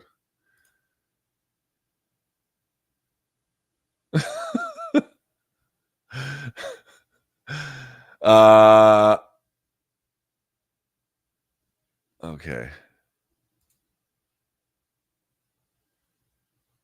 All right. UFC Atlanta is in the books. Is it not? If you got a question for the post-fight show, fire that sucker into the super chat if you'd be so kind, and we'll get to it. We're not going to do, I normally go for an hour and some change. We'll probably go much less than that because there's just not as much to get to. But we do have a result in the main event. So let's talk about that now. All right, UFC Atlanta. This took place at the State Farm Arena in Atlanta, Georgia. In your co-main event, Kamaru Usman defeats via unanimous decision Joaquin Buckley. He did it with two scores of 49-46 and one score of 48-47. I don't have the judges' scorecard here in front of me. I'd be curious to see what the other round was that the judge gave to Buckley. Clearly, he won round five. Round five, I think we can all agree, is an obvious Buckley round. So let's talk about this. So I definitely made, I think, not one but two wrong assumptions here heading into this contest. I thought for sure Usman was going to look, I didn't think he was going to look pathetic. I just kind of thought he was going to look the way he did in the Edwards fight. But Edwards, I didn't realize, was much better at fence wrestling and scrambling than Buckley is. I did not realize that. I guess I'm not sure why I didn't realize that, but I definitely did not realize that. However, let's just give Usman some flowers. He didn't do anything fancy tonight. He didn't do anything special tonight in terms of like beyond what we normally see. He didn't have to dig deep in one way or another. He had to kind of survive an unpredictable opponent. And certainly the fifth round, he was dangerous. I think finally by the fifth, he was dangerous, Buckley. But what I can say for Usman is he didn't need to be special tonight.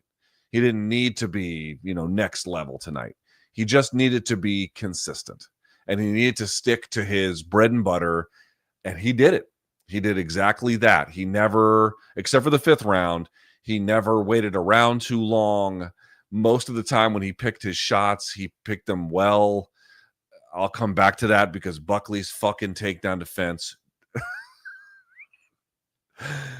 is driving me nuts. It's driving me goddamn nuts. But I really want to make sure that we give Usman proper credit. You can tell this guy was a champion before.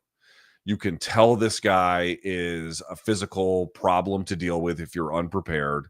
And he was a guy who's been in these kinds of positions, 5-round main events a gazillion time. In fact, this wasn't for a title. This was, if anything, a downgrade to the typical experience that Usman enjoys. But at 38, and he does have problems with his knees. I mean, he makes it work, but he does. He can't explode into shots like he does. Like if you compare the shot of Bilal Muhammad and the shot of Kamaru Usman, Bilal's is much more explosive. But this is my point. We didn't see Kamaru's ceiling. And I don't think we saw his floor either. We saw like a consistent middle part of his game. But because he timed it so well, and because that middle game is still very difficult to deal with, and he applied it consistently and stayed on it and did all the things he needed to do to maintain position, I'm not going to say he got an easy win, but he got a relatively straightforward one here.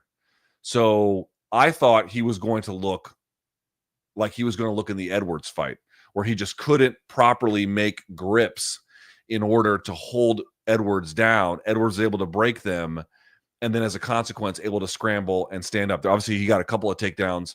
Maybe like 3 takedowns in that fight with Edwards in the third one, but not much. But that wasn't the case here. Usman did all the things he needed to do to win tonight. And you even heard him say it, like, I had to get the monkey off his back. I think he probably even fought somewhat conservatively for that reason, right? Just go in there, apply your game, your bread and butter. Don't make silly mistakes. Don't get out of position. Wait for the right time and let nature take its course. And that's exactly what he did. You have to have a high level of ability. You have to have championship experience. You have to know the inside of that octagon and what you have to do in those positions like the back of your hand. It all has to be muscle memory and rehearsed. And it was. Usman delivered on that. He absolutely delivered on that. So for folks like me who thought he was going to look like he did against Edwards, where he couldn't even like properly get the gripping sequences going, and the new generation was just going to come in and make that like, I'm not going to say like obsolete, but let's say ineffective. That's what they were going to do. That didn't happen at all. I think this fight should be noticed to some of the other welterweights. Now, not like a Sean Brady type, because I think on the ground, Sean Brady is pretty formidable, and has pretty good takedown defense too. But what I am going to say is for like your Shavkat Rakhmonovs, your Ian Gary's got pretty good takedown defense. But I'm just saying, if your takedown defense, if you end up fighting Usman and your takedown defense and your scramble ability to create space and get up is not on point, there is still clearly, there is still enough gas in the tank in Usman to cause real problems. I think that's what we learned. I thought he was running closer to E. Not yet. It looks like to me he's still got a good quarter tank left. You can do something with that. So that's the first thing I want to say. I think Usman really showed that if your game is not buttoned up, if you're not truly ready for the next level, he's going to find out. He's going to audit you. And Buckley got audited on the ground a bit today.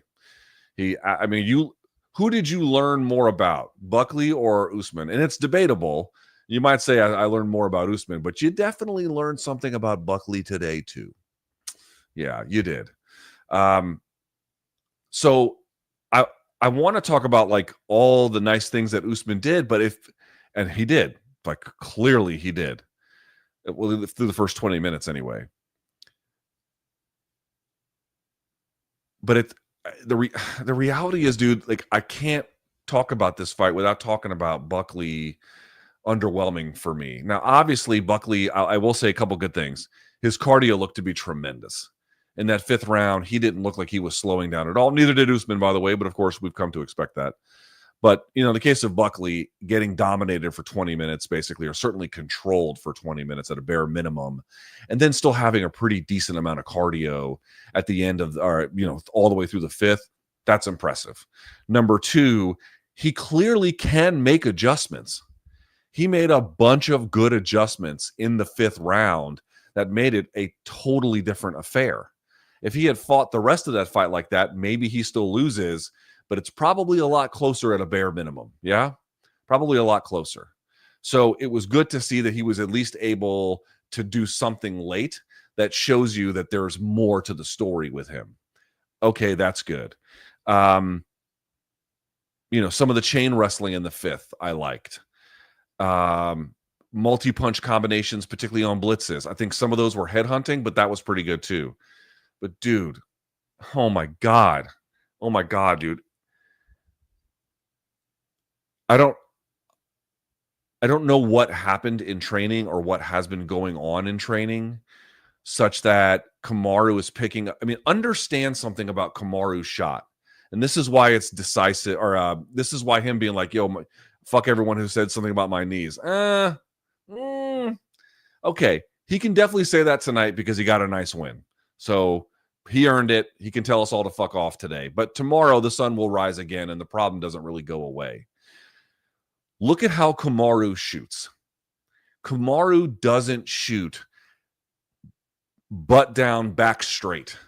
Like again, pick someone else who's got like a phenomenal shot, like Hamzat, right? Where your position is strong, back straight, head up to the side, right? It's a powerful position. What he does is he literally reaches for a single or just to get his hands together in some kind of grip, bending over at the waist. We've talked about it on this channel many times. And then he just runs you into the fence. And then from the fence, he reconsolidates position. Consider, what was it, the 4th round or the 3rd round? He gets Buckley to the fence. Buckley turns his hips, widens his stance so that Kamaru can't get his hands together. Kamaru just steps to the middle and then picks him up and then uses that as a way to reconsolidate, or uses the step through and then as a way to come up under and then reconsolidate the position. So he's taking these like terrible shots, Usman is, and then just running you into the fence. How is it possible you can think punching him through those sequences is better than wrestling him through those sequences? Look at what happened when he tried to punch his way through. He got taken down every time versus the 5th when Buckley is getting run into the fence, he down blocks, scoots his hips off of the fence, and then keeps wrestling until control has been completely disengaged. Look at the difference. Like, on one level, you have to give something to Kamaru Usman tonight. Left for dead on the side of the road by people like me. Clearly, there's still some gas in the tank. But I'm sorry, any honest analyst looking at this fight is also going to say through the first 4 rounds, there were decisions and ways in which Buckley elected to defend that served up these takedowns on a silver platter. I mean, dude, like, look at the way Islam defends takedowns such that he ever has to suffer through them. Or look, even JDM, look how he wrestled through position until there's complete disengagement. And then they get the striking going. And I've seen scenarios where guys try to punch their way through single legs and it works. Like they just, they got hammers for hands. But, you're fighting a guy who was a former champion. Like, even if you think, like I thought, oh, he's going to look, he's going to look very pedestrian relative to what the new class of elite welterweights is going to look like. And that clearly was not true. If you're preparing for him, you have to prepare for him like he's a hammer. You have to prepare for him like, oh, I got to treat him like he's the best Usman. Dude, there's BJJ Scout has tutorials on Usman's whole game on YouTube. You can see all of the route trees he takes from like what his inside, like his version of inside camping position is, and like how he uses that to advance. Like, all of that is available there. And to me, Buckley kind of overrunning position because he was like aggressively trying to like charge at times rather than like methodically press, right? Which you still want all that space to retreat if you're methodically pressing, but he wasn't methodically pressing. Now, I failed to mention, I did like how Buckley took angles and was turning Usman and using some of that speed and using some of that explosivity to get advantageous angles. That was also a nice thing that he was doing. But man, the poor takedown defense, and then the fact that he leaned into the poor takedown defense by trying to punch his way through it, incredibly, incredibly surprising. I honestly, you can decide which one I was more wrong about, but I personally feel like I thought that this is clearly another error.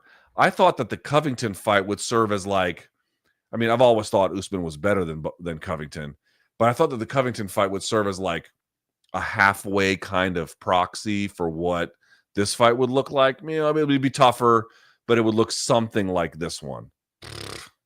Dude, I know Covington took that fight on relatively short notice too, but he must be done. Like I can't believe the difference in this fight and the Covington fight. I mean, it's like night and fucking day.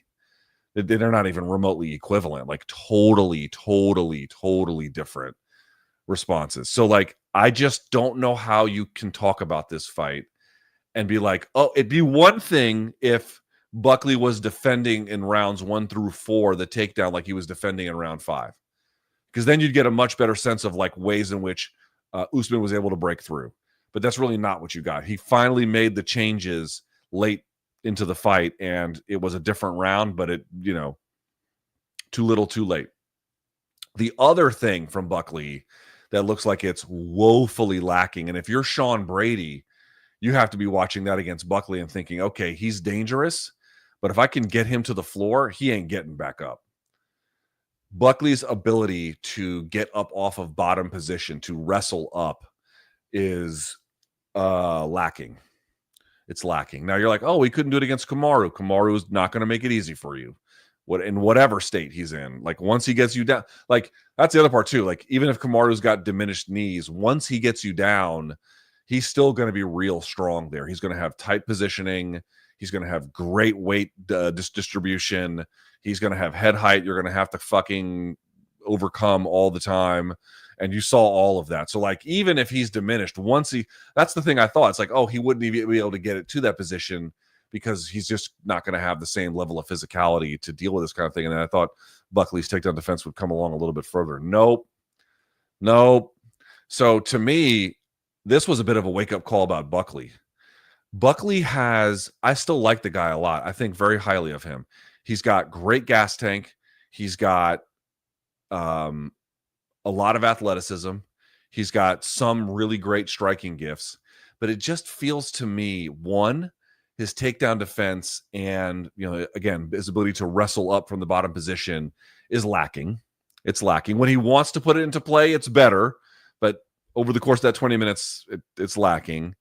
And the other thing I'm going to say about his game is it feels a little disorganized, right? I mean, he can do a lot. He does have good takedowns on occasion. They weren't going to come into play against Usman, but, you know, against other fighters, it's a relevant thing. He's got pretty good takedowns. He's got good power. He's got arguably the best knockout in all of MMA history. That's not even an exaggeration. Like the knockout over Impa Kasanganay is like truly one of the most amazing things I've ever seen in my life. There's a lot to like, and I still think he's young enough where he can lean into some things and make some significant improvements. But it just seems to me like his offense is a little bit disorganized, a little bit like refining. Let's figure out a few tools that are really good. Let's get the setups right. He wasn't going to the body on some of those shots. The uppercuts I liked, but he was throwing them from fucking Venus, you know, just way outside. You know, they're missing half the time. Sometimes they landed. His positioning sometimes feels a little bit just too frenetic rather than more strategic. And the fact that he wasn't pressing Usman as much as he should have been in the way in which you saw him do in the 5th. You know, again, if you want to retreat, it's the same thing that Merab does. Merab presses and presses and presses and presses and presses, and then guys fight back eventually, and he's got the whole octagon to retreat. Fine. Do that. You want to retreat in big strokes, do that. But you got to press. Like, he would put himself positionally along the fence. There's just so much in this fight where I'm going to go 50-50. I'm going to go 50-50. On the 50%, Usman clearly has more gas in the tank than I thought. That's 50%. I think the other 50% that we have to kind of wake up to here a little bit is Buckley's got a lot of stuff that looks great and is, but there's a lot of it that also needs some work, and parts that are good feel a little disjointed and disorganized. They feel a little bit less thought out and a little bit less coherently put together. Like, look at Usman's game. Usman's game looked, he didn't use the widest array of tools, did he? Nope. Stuck to a narrow universe. But that narrow universe, He knows how to consistently apply it and make it work for himself. And it feels like Buckley is going to the buffet and just overloading his plate every time. And yeah, sometimes you get some good stuff on there. The mac and cheese is pretty good, or, whatever. Sometimes that buffet comes out good, but it also feels like there's no real vision for this. You just like, it's like how a golden retriever would eat, just like, it's not a thoughtful way of like consuming this, So he's got a lot to work with, but it seems to me like that has to be narrowed and focused and refined. And we got to raise up the defensive capabilities and the wrestling up ability pretty big. I want to look at some of these stats if we can from this fight. I don't know if they're fully completed from the Fight Metric guys. Yeah, dude, Shabazian and Petroski both I should say Shabazian landed more strikes than either Buckley or Usman did in a 3-round fight. Michael Chiesa landed 72, almost double what these guys landed. Phil Rowe, 85. All right, so let's look at some of these numbers, and I'll show them to you here. Let me close this out. So, yeah, take a look at this. Let's see.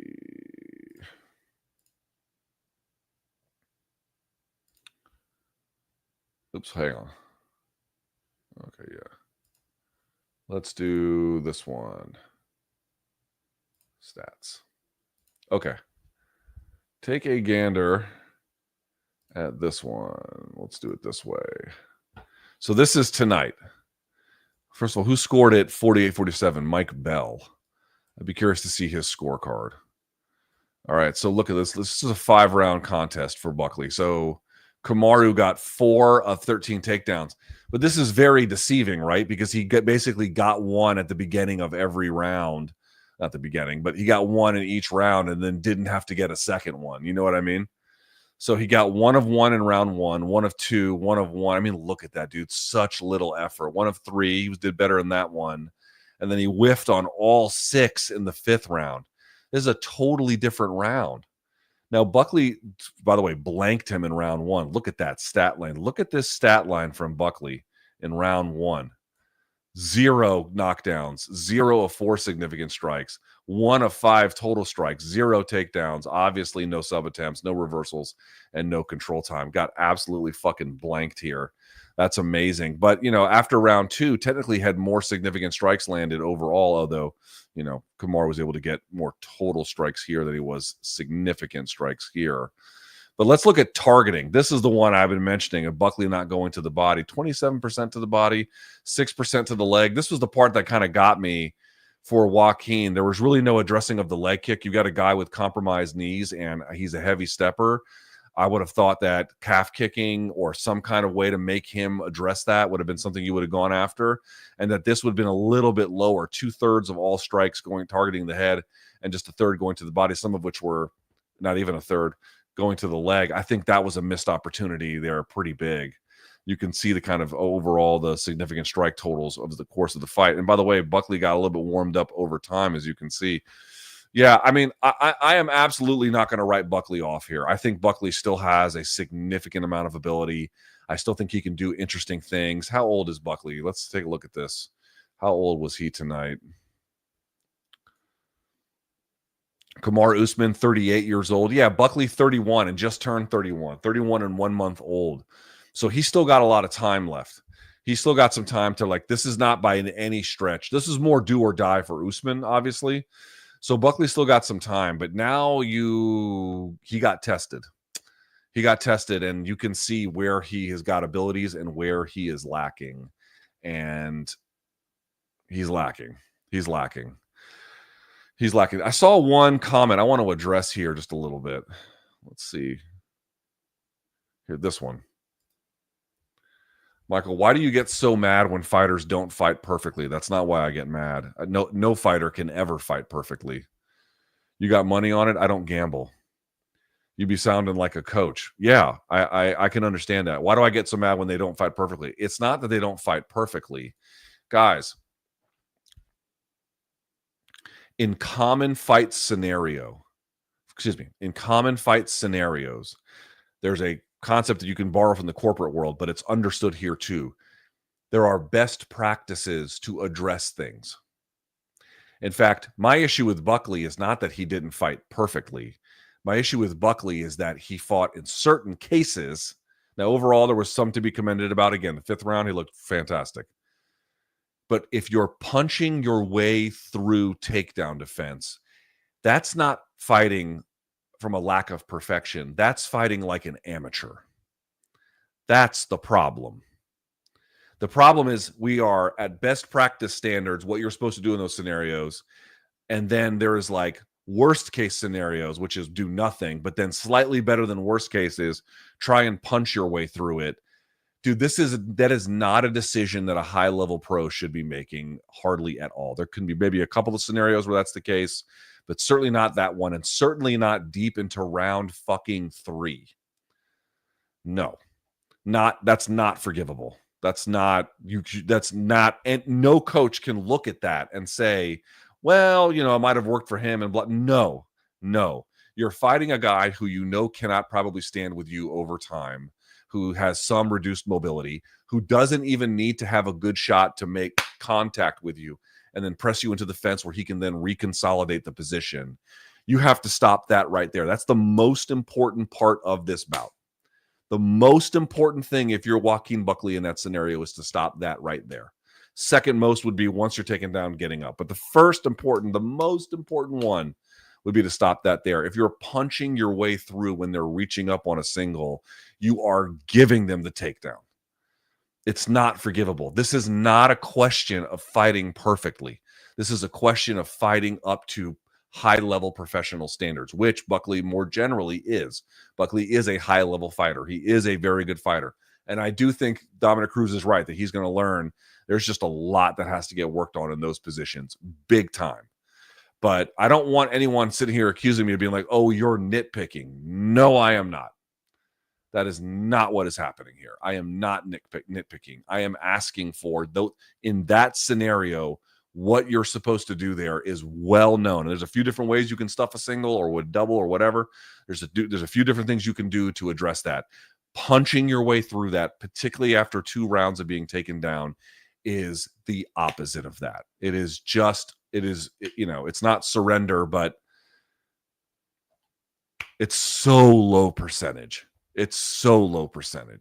So that's really the issue for me. Now, what could be next for Usman? Let's take a look at the rankings here, and then we'll make a call. He didn't really say. He was kind of saying for a title. Could they? Man, Buckley really fucked things up. All right, let's see.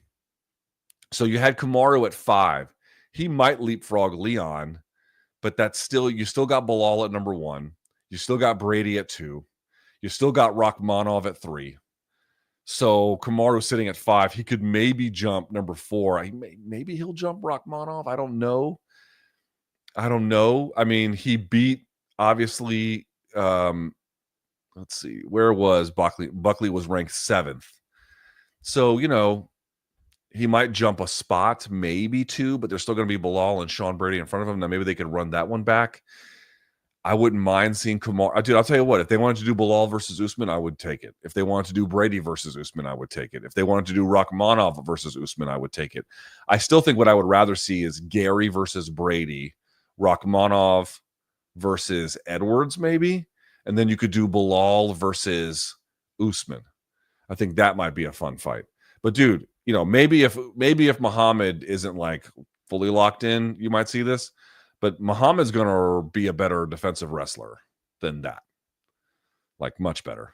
So, will the Canelo hands come back? I don't know. We'll have to see. So, I will give credit to Kamaru Usman, the second best welterweight of all time, even at age 38. A simple, coordinated game plan. Look at how far that can take you. Stick to what you know. Stick to what you're good at. Stick the parts that you need to stick. The takedown and keep them down, and the rest will take care of itself. And that's exactly what you got. That was a very, for the most part, I'm going to argue, efficient performance from Kamaru Usman. Didn't take a ton of risk. Didn't need to take a ton of risk. Didn't even need to. Needed to take manageable risks. And when he had an opportunity to consolidate position, it's exactly what he did. Not every time, but most every time, at least through the first 4 rounds, and stuck to the bread and butter part of his game. Very, very impressive by him. For Buckley, who could be next for him? You could do Buckley Morales. I don't know who else you could do after that. You could do Buckley Leon Edwards. Maybe you could do that, depending on how else you want to match him up. You could do that. That'd be kind of interesting. But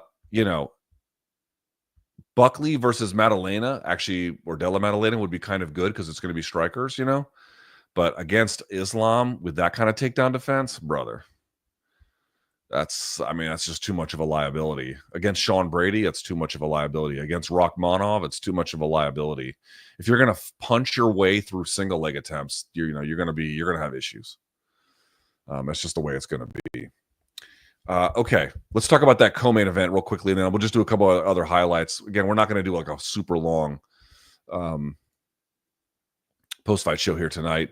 So Rose Namajunas defeats Miranda Maverick 30-27, 30-27, 29-28.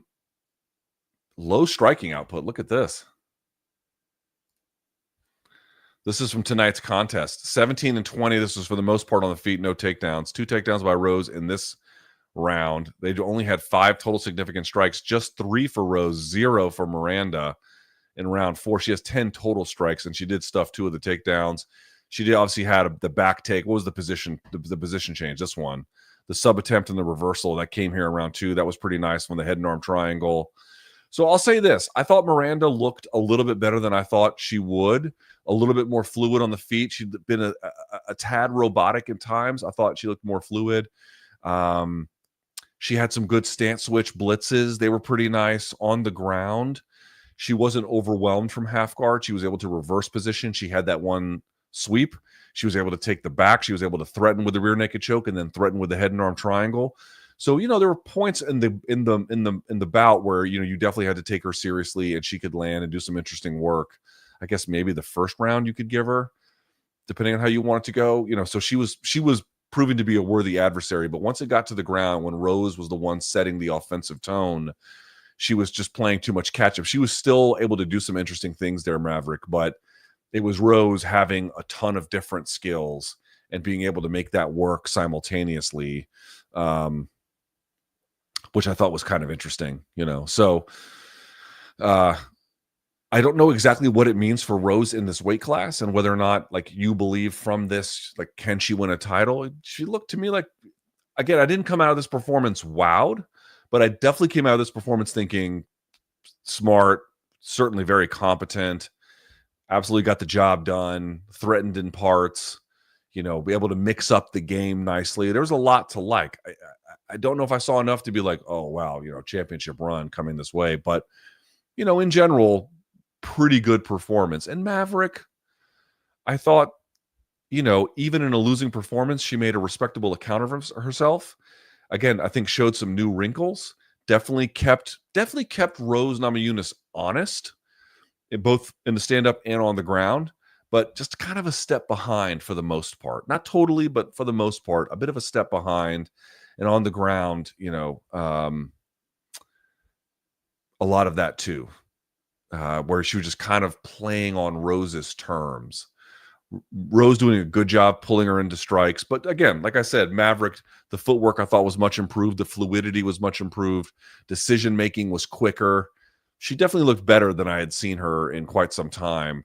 But that just sort of shows you what Rose is. Like with Rose, we can't quite tell. I mean, Rose is still obviously a top contender in this division. I mean, that's a given. But is she ready to reclaim the title? Well, it's a little harder to say. But, even with those questions, whatever you got tonight to me was still like, yeah, even if we don't know if she can be champion, we can say with pretty strong clarity, she's going to be relevant in this division for quite some time. Usman still 38, you got to have some appreciation for age and deterioration and in a very, very tough weight class. But obviously veteran savvy and championship skills they age quite nicely, do they not? So yeah. As for the rest of this card, like who could they fight next? Let me look at the rankings. Where's Rose? Rose at 25, right? Where is she? No, I guess, yeah. Where is Rose? I guess they still got her ranked where? Let's see here. They've got her at 7. She could fight Jasmine Jasdavicius at 6, who's been on a bit of a win streak. Maybe they could do Blanchfield again, right? Now, when did she fight last, Rose? She fought Blanchfield. Yeah, the last one. You could run that one back, maybe. Maybe with the Jasdavicius one feels like it might be a little bit more fun. You could even have her fight Grasso, who's still sitting at 3, right? So she might have an opportunity there. For Maverick, I'm not sure what to say. She was sitting outside the top 10, and that's probably a good place to stay, for now anyway. So Rose, I think, definitely inching back to putting together enough of a resume now in this next whatever chapter she's in to respectably able to like climb the ladder incrementally, even though the Blanchfield loss set her back, but a fine win, certainly a fine win. On this card as well, man, this card was not that great. Edmund Shabazian defeating Andre Petroski. Shabazian, again, I don't know if I learned a whole lot new from this one. His takedown defense was as good as it needed to be. He was good about commanding range. He's a very accurate puncher. That was pretty good. It was a fine win. Raoni Barcelos defeating Cody Garbrandt. Garbrandt came out in the first round looking awesome and then just slowly faded. And Barcelos just slowly kept applying more pressure and just trying more stuff and then taking more risk and trying. He just kind of outlabored him in the end. And Cody didn't look terrible, but he looked depleted pretty quickly. It kind of reminded me of like Vitor. I'm not insinuating anything. I'm just saying it reminded me of Vitor Belfort when he got off TRT, where people were like, oh, he was terrible after that. Sort of, mostly, but not the first 3 to 4 minutes of round 1. He was actually just as dangerous, but then he would just fall off a cliff. Now, he didn't fall off a cliff. This was more incremental, but it just felt like you got one round out of Cody where he was like real dangerous. And then he was backing up more and he was throwing less and he was doing less. And it just kind of added up in the end. Mansour Abdul Malik defeated Cody Brundage, which got stopped early because of a headbutt. Alonzo Menefield versus Umar Sy was unbearable. Paul Craig versus, we got to talk about this, Rodolfo Bellato. Bellato is on a knee and eats an up kick from Paul Craig. Okay. Clear as day, it's an illegal shot. I think that shot should be legal, but it's not. If your knee is down, they can't be up kicked. It is what it is. I don't know what to tell you. Bellato, when he's falling over, looks at the ref like, what the fuck? And then his head hits the mat and he goes completely out. And to the point where when the ref tries to wake him up, you can see he almost like he grabs the heel of the ref and like gets into like a active guard kind of position. People think that he is acting. I don't think he's acting. I think what happened was just what I said. They think, he protested and then he pretended to be knocked out. But if you were kind of woozy and you're protesting because you're protesting off instinct and then your head hits the mat, that can absolutely do damage to you. That can rattle you up a little bit. So, was he faking it? I don't fucking know, but it doesn't matter either way. Craig was doing Craig things and Bellato was doing Bellato. I mean, here's the thing. Both, like Buckley, Usman didn't show me new tricks tonight, but he did show me something I didn't think was there. Most of the people who won tonight did not show me things I did not know was there. Now, again, Usman stuck to a very refined process, but he showed more life than I thought was there. Nobody else really did that. Michael Chiesa versus Court McGee I wasn't even paying attention. Malcolm Wellmaker. Now, this motherfucking kid looks awesome. 10-0, defeating Chris Moutinho. But here's the thing about Chris Moutinho. Listen, man, I'm sure he's a nice kid. He is going to get fucking hurt at this level. Wellmaker has big power, and he's accurate, and he did a stance switch right hook into the whole thing, and it was fucking amazing, obviously. But, dude, Moutinho has just no defense, and he is going to have neurological problems long-term if he doesn't immediately start fighting a different way. It might even be too late. It's absurd the level of damage he takes in short order. It's not sustainable, and it's not healthy for him. And I'm not even trying to be a dick. He should not be in this organization. It's a threat to his safety to be in this organization. Like, what are we doing? Jose Ochoa defeating Cody Durden. He also had, right out of round 3, a monster fucking left hand that sat him down and finished him off fantastic. Ricky Simone outworking essentially Cameron Smotherman. Phil Rowe had a big gut check moment and came back in the third, defeating Ange Losa. Tremendous. He was definitely down on the cards heading into the final stretch of that one, but he rescued himself big time. And then Vanessa Demopoulos, who I guess took this fight on short notice and up a weight class at 25, looked totally overmatched against Canada's Jamie Lynn Horth. All right. If you got any questions, fire them into the super chat. We'll get to them now. George says, no matter the challenge, Usman gets worked with Islam. I certainly wouldn't favor him over Islam. I'll say that. Another terrible night of fight in the books. There was some redeeming elements. There was some. Casey says, another UFC event that has left me whelmed. Yes, not overwhelmed, but whelmed. Yes. Max says, crucial learning curve for Buckley at this point. I think so. I think the fact that in the 5th round he fought differently and got different results is going to be one of those things where he's going to have a eureka moment. And when he's going to go back and watch the fight, he's going to be so mad at himself. He was not trying to get down on himself tonight. He said he was happy to be in there. I have different feelings about that, about what kind of mentality you have to have for the championship. But listen, I'd rather fighters be happy than not. But I do think he's going to go back and look at tape and be like, I'm going to want that one back. Certainly he needs to, because Sean Brady can do pretty similar or worse things to him if that opportunity happens, and potentially Rachmanov as well. Really, really, really going to have to be careful with that. Fofo says Buckley looking like a future LFA champ. No, Buckley didn't look like some fraud today. He looked like a guy who wasn't ready for this particular challenge at this particular time. But 31, very athletic, a ton of different skills, just needs to organize them. Have a system. I think that's the thing that's missing for me. Adrian says, if AI takes away massive jobs from people, do you see a scenario where people can't find... guys, I don't want to talk about this shit today. Do you see a scenario where people can't find work? And if so, how then does a country get taxes or companies sell products to consumers who have no money? I appreciate the donation, Adrian. I really do. I thank you so much, but I just don't want to talk about this stuff tonight. But thank you for the question and the donation. Wink says, they both going to be at the same strip club in an hour. Probably. Probably true. Mexicano, you get 3 wishes to fix the UFC. What are they? Cull part of the roster, which means you cut down the number of events. I think you open up a scouting department where you go and like actively recruit and, identify talent. And you start promoting fights again. Nick says, Buckley needs a real camp. His game plan was remedial at best. Send him down here to Albuquerque. Also, shout out to my boy Breezy Brown on his Cage Warriors win. Yeah, I think he needed a better game plan tonight. It really was just kind of all over the place. COO says, with Izzy and Anthony Joshua losing and Ajagba robbed against Bakole, I'm sure I'm saying it like a donk. Been a tough year. Oh, for the Nigerians, yeah. But Niger boys are back up finally. Yes, finally. Kamaru getting a win for the Nigerian flag there.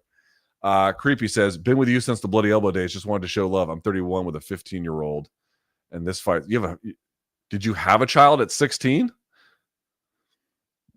And this fight sucked nuts. It didn't suck nuts, but could have been better. Tommy says, UFC is trash these days. The prelims were better. Prelims were pretty good. Mexicano says, will Usman ever get that monkey off of his back? He did tonight. Tommy says, Kamaru still sucks. The most interesting thing about him is Ben Askren. Tonight sucked eggs. Stoked for Ilya in a couple of weeks. What does Ben Askren have to do with Kamaru? KC says, Buckley about to join the Kevin Lee on champ aspiration. All right, it's a little much. That's a little much. Crispy says, can you explain the difficulty with different stances like orthodox versus orthodox or unorthodox versus unorthodox? You mean left versus left? Also, Free Palestine, love your show. It really depends on what the takedowns are. So what you'll notice from Buckley and Kamaru is when they're in open stance, that's when you would see, I'd have to go back and double check this, but when they were in open stance, you would see Kamaru then reach for the single. Whereas in other cases, he might have to kind of shoot into his waist and then run him back to the fence, depending on the stance alignment. Yeah. So it's like if you're close to one another or you're close to one another here, you can just kind of reach. If it's like this, you're going to have to find a way to penetrate and, then push them through. So it can change the takedowns or it can change what you're doing, Matt, reminder that Colby took Buckley down as well. But yeah, did he keep him down for that long? How long did he keep him down? Let's see. A good question. Let's see. All right. Joaquin Buckley was taken down by Colby once over 8 times. How long did he keep him down? 1 time, and he got a total amount of riding time, which includes pressing him into the fence 1 minute and 28. It was a non-factor. Smith says, Luke, I was surprised about your analysis on MK of Usman's chances. Did he surprise you? Yes. To a degree, yes. Or did Buckley just shit the bed with the game plan? I mean, we've been over this. I don't want to rehash it, but I think it's 50-50 for me. Definitely, Usman showed more than I thought. Definitely true. No question. Have to admit it. Didn't see it like that. He did. But Buckley definitely didn't make it hard for him in a lot of ways. And I didn't see that fucking shit coming either. So it's 2 ways I missed that shit. Fofo says, Buckley looks like he learned takedown defense by reading Count Dante. No, in the 5th round, it looked pretty good. No. I mean, that's the part that drives me nuts. Late in the fight, it looked fine. Guy says, Buck having 1 gear and 0 range weapons was equally his demise. Yeah, totally. Button mashing uppercuts and hooks won't get him to the top 5. Absolutely. Absolutely. No question about it. And like the timing was like easy to there was no change in timing. Sometimes he would slip that high kick off the combo, so you put hands and feet combinations together. I liked some of those, but Usman was for the most part ready for him. Joe says Usman versus Gary. Okay, Brady, Bilal, or Shavkat. Of those 4, I think the Bilal one's the most interesting. And what interests you about most about each contest?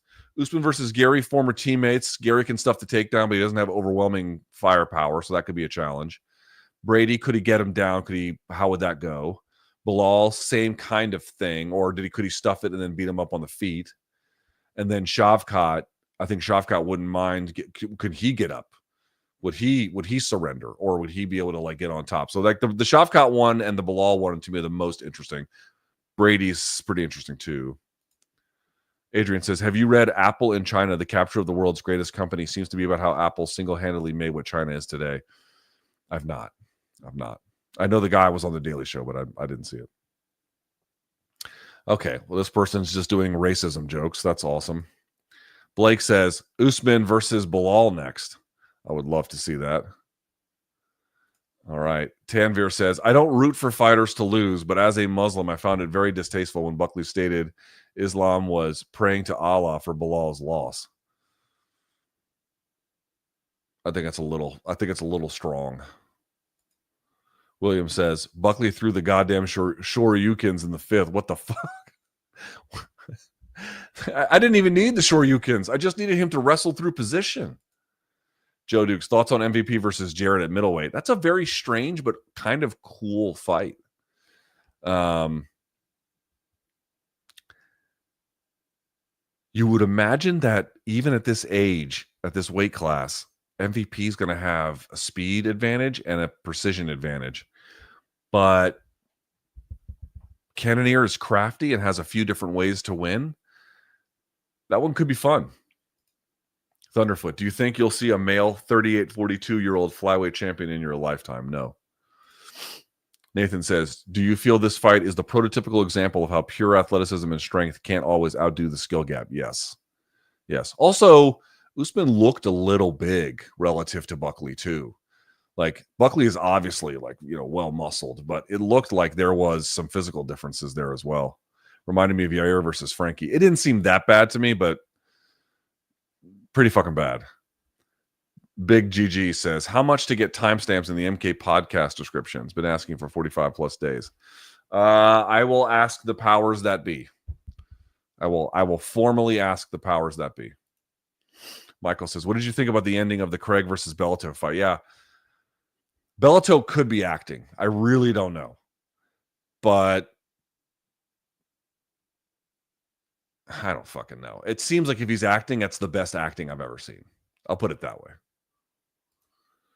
Ray says, Verhoeven versus Vakitov was a bad fight as well today. I think Vakitov got injured in a couple of different ways. Tore his bicep, a bunch of shit. Four-eyed person. Usman versus Bilal next, surely. That's where I would like to go with this. AT says, how would you rate Usman's performance compared to other fighters who entered the cage at 38? Pretty high. Pretty high. I'm not sure what the number would be or the letter grade, but high. High. A lot of times their athleticism falls off to the point where they can't even follow a more conventional path. But he could. Like, you can't lose sight of that. Like, that's what I thought was going to happen. I thought he would be so physically compromised that even this kind of stuff wouldn't work. And I also thought Buckley's takedown defense was better. And that's just not what you got. Buckley's takedown defense was a problem for himself, but also clearly Usman had enough together to be a formidable threat tonight. That was very impressive for a 38-year-old welterweight. Yes, especially 2 years off. No, very, very impressive. Very impressive. MMA Sauvage. So crazy Buckley didn't sprawl, fight the hands on the single leg, no butterfly sweep, no deep half.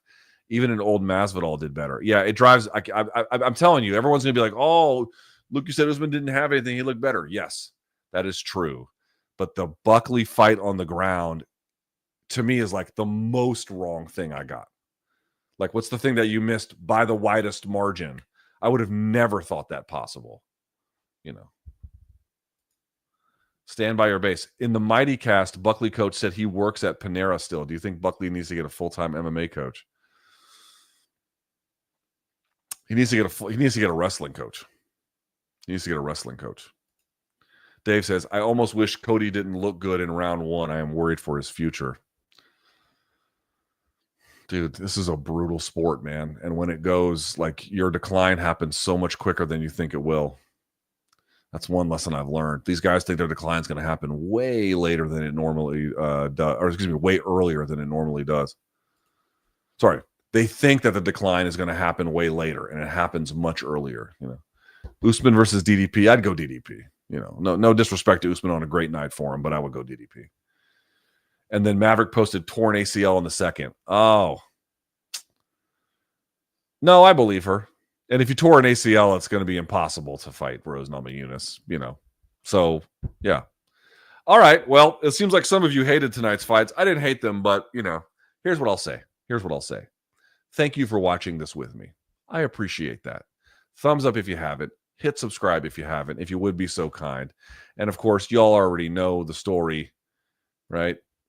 The QR code. I should have moved this to the other side of the screen, but I didn't. If you want to get more of my Substack, we'll watch it here. All the fun stuff happens right here, but it happens on this channel too. But I'm saying extra fun stuff. I'll put it that way. Extra fun stuff happens there. Yeah. Okay, we're out of here, boys and girls. Thank you so much for watching. Thank you for joining me for tonight's fights. I'm out of here. Happy Father's Day to the dads. More on Monday's MK. And until then, get some sleep, dogs. I'm out of here. Peace. Bye.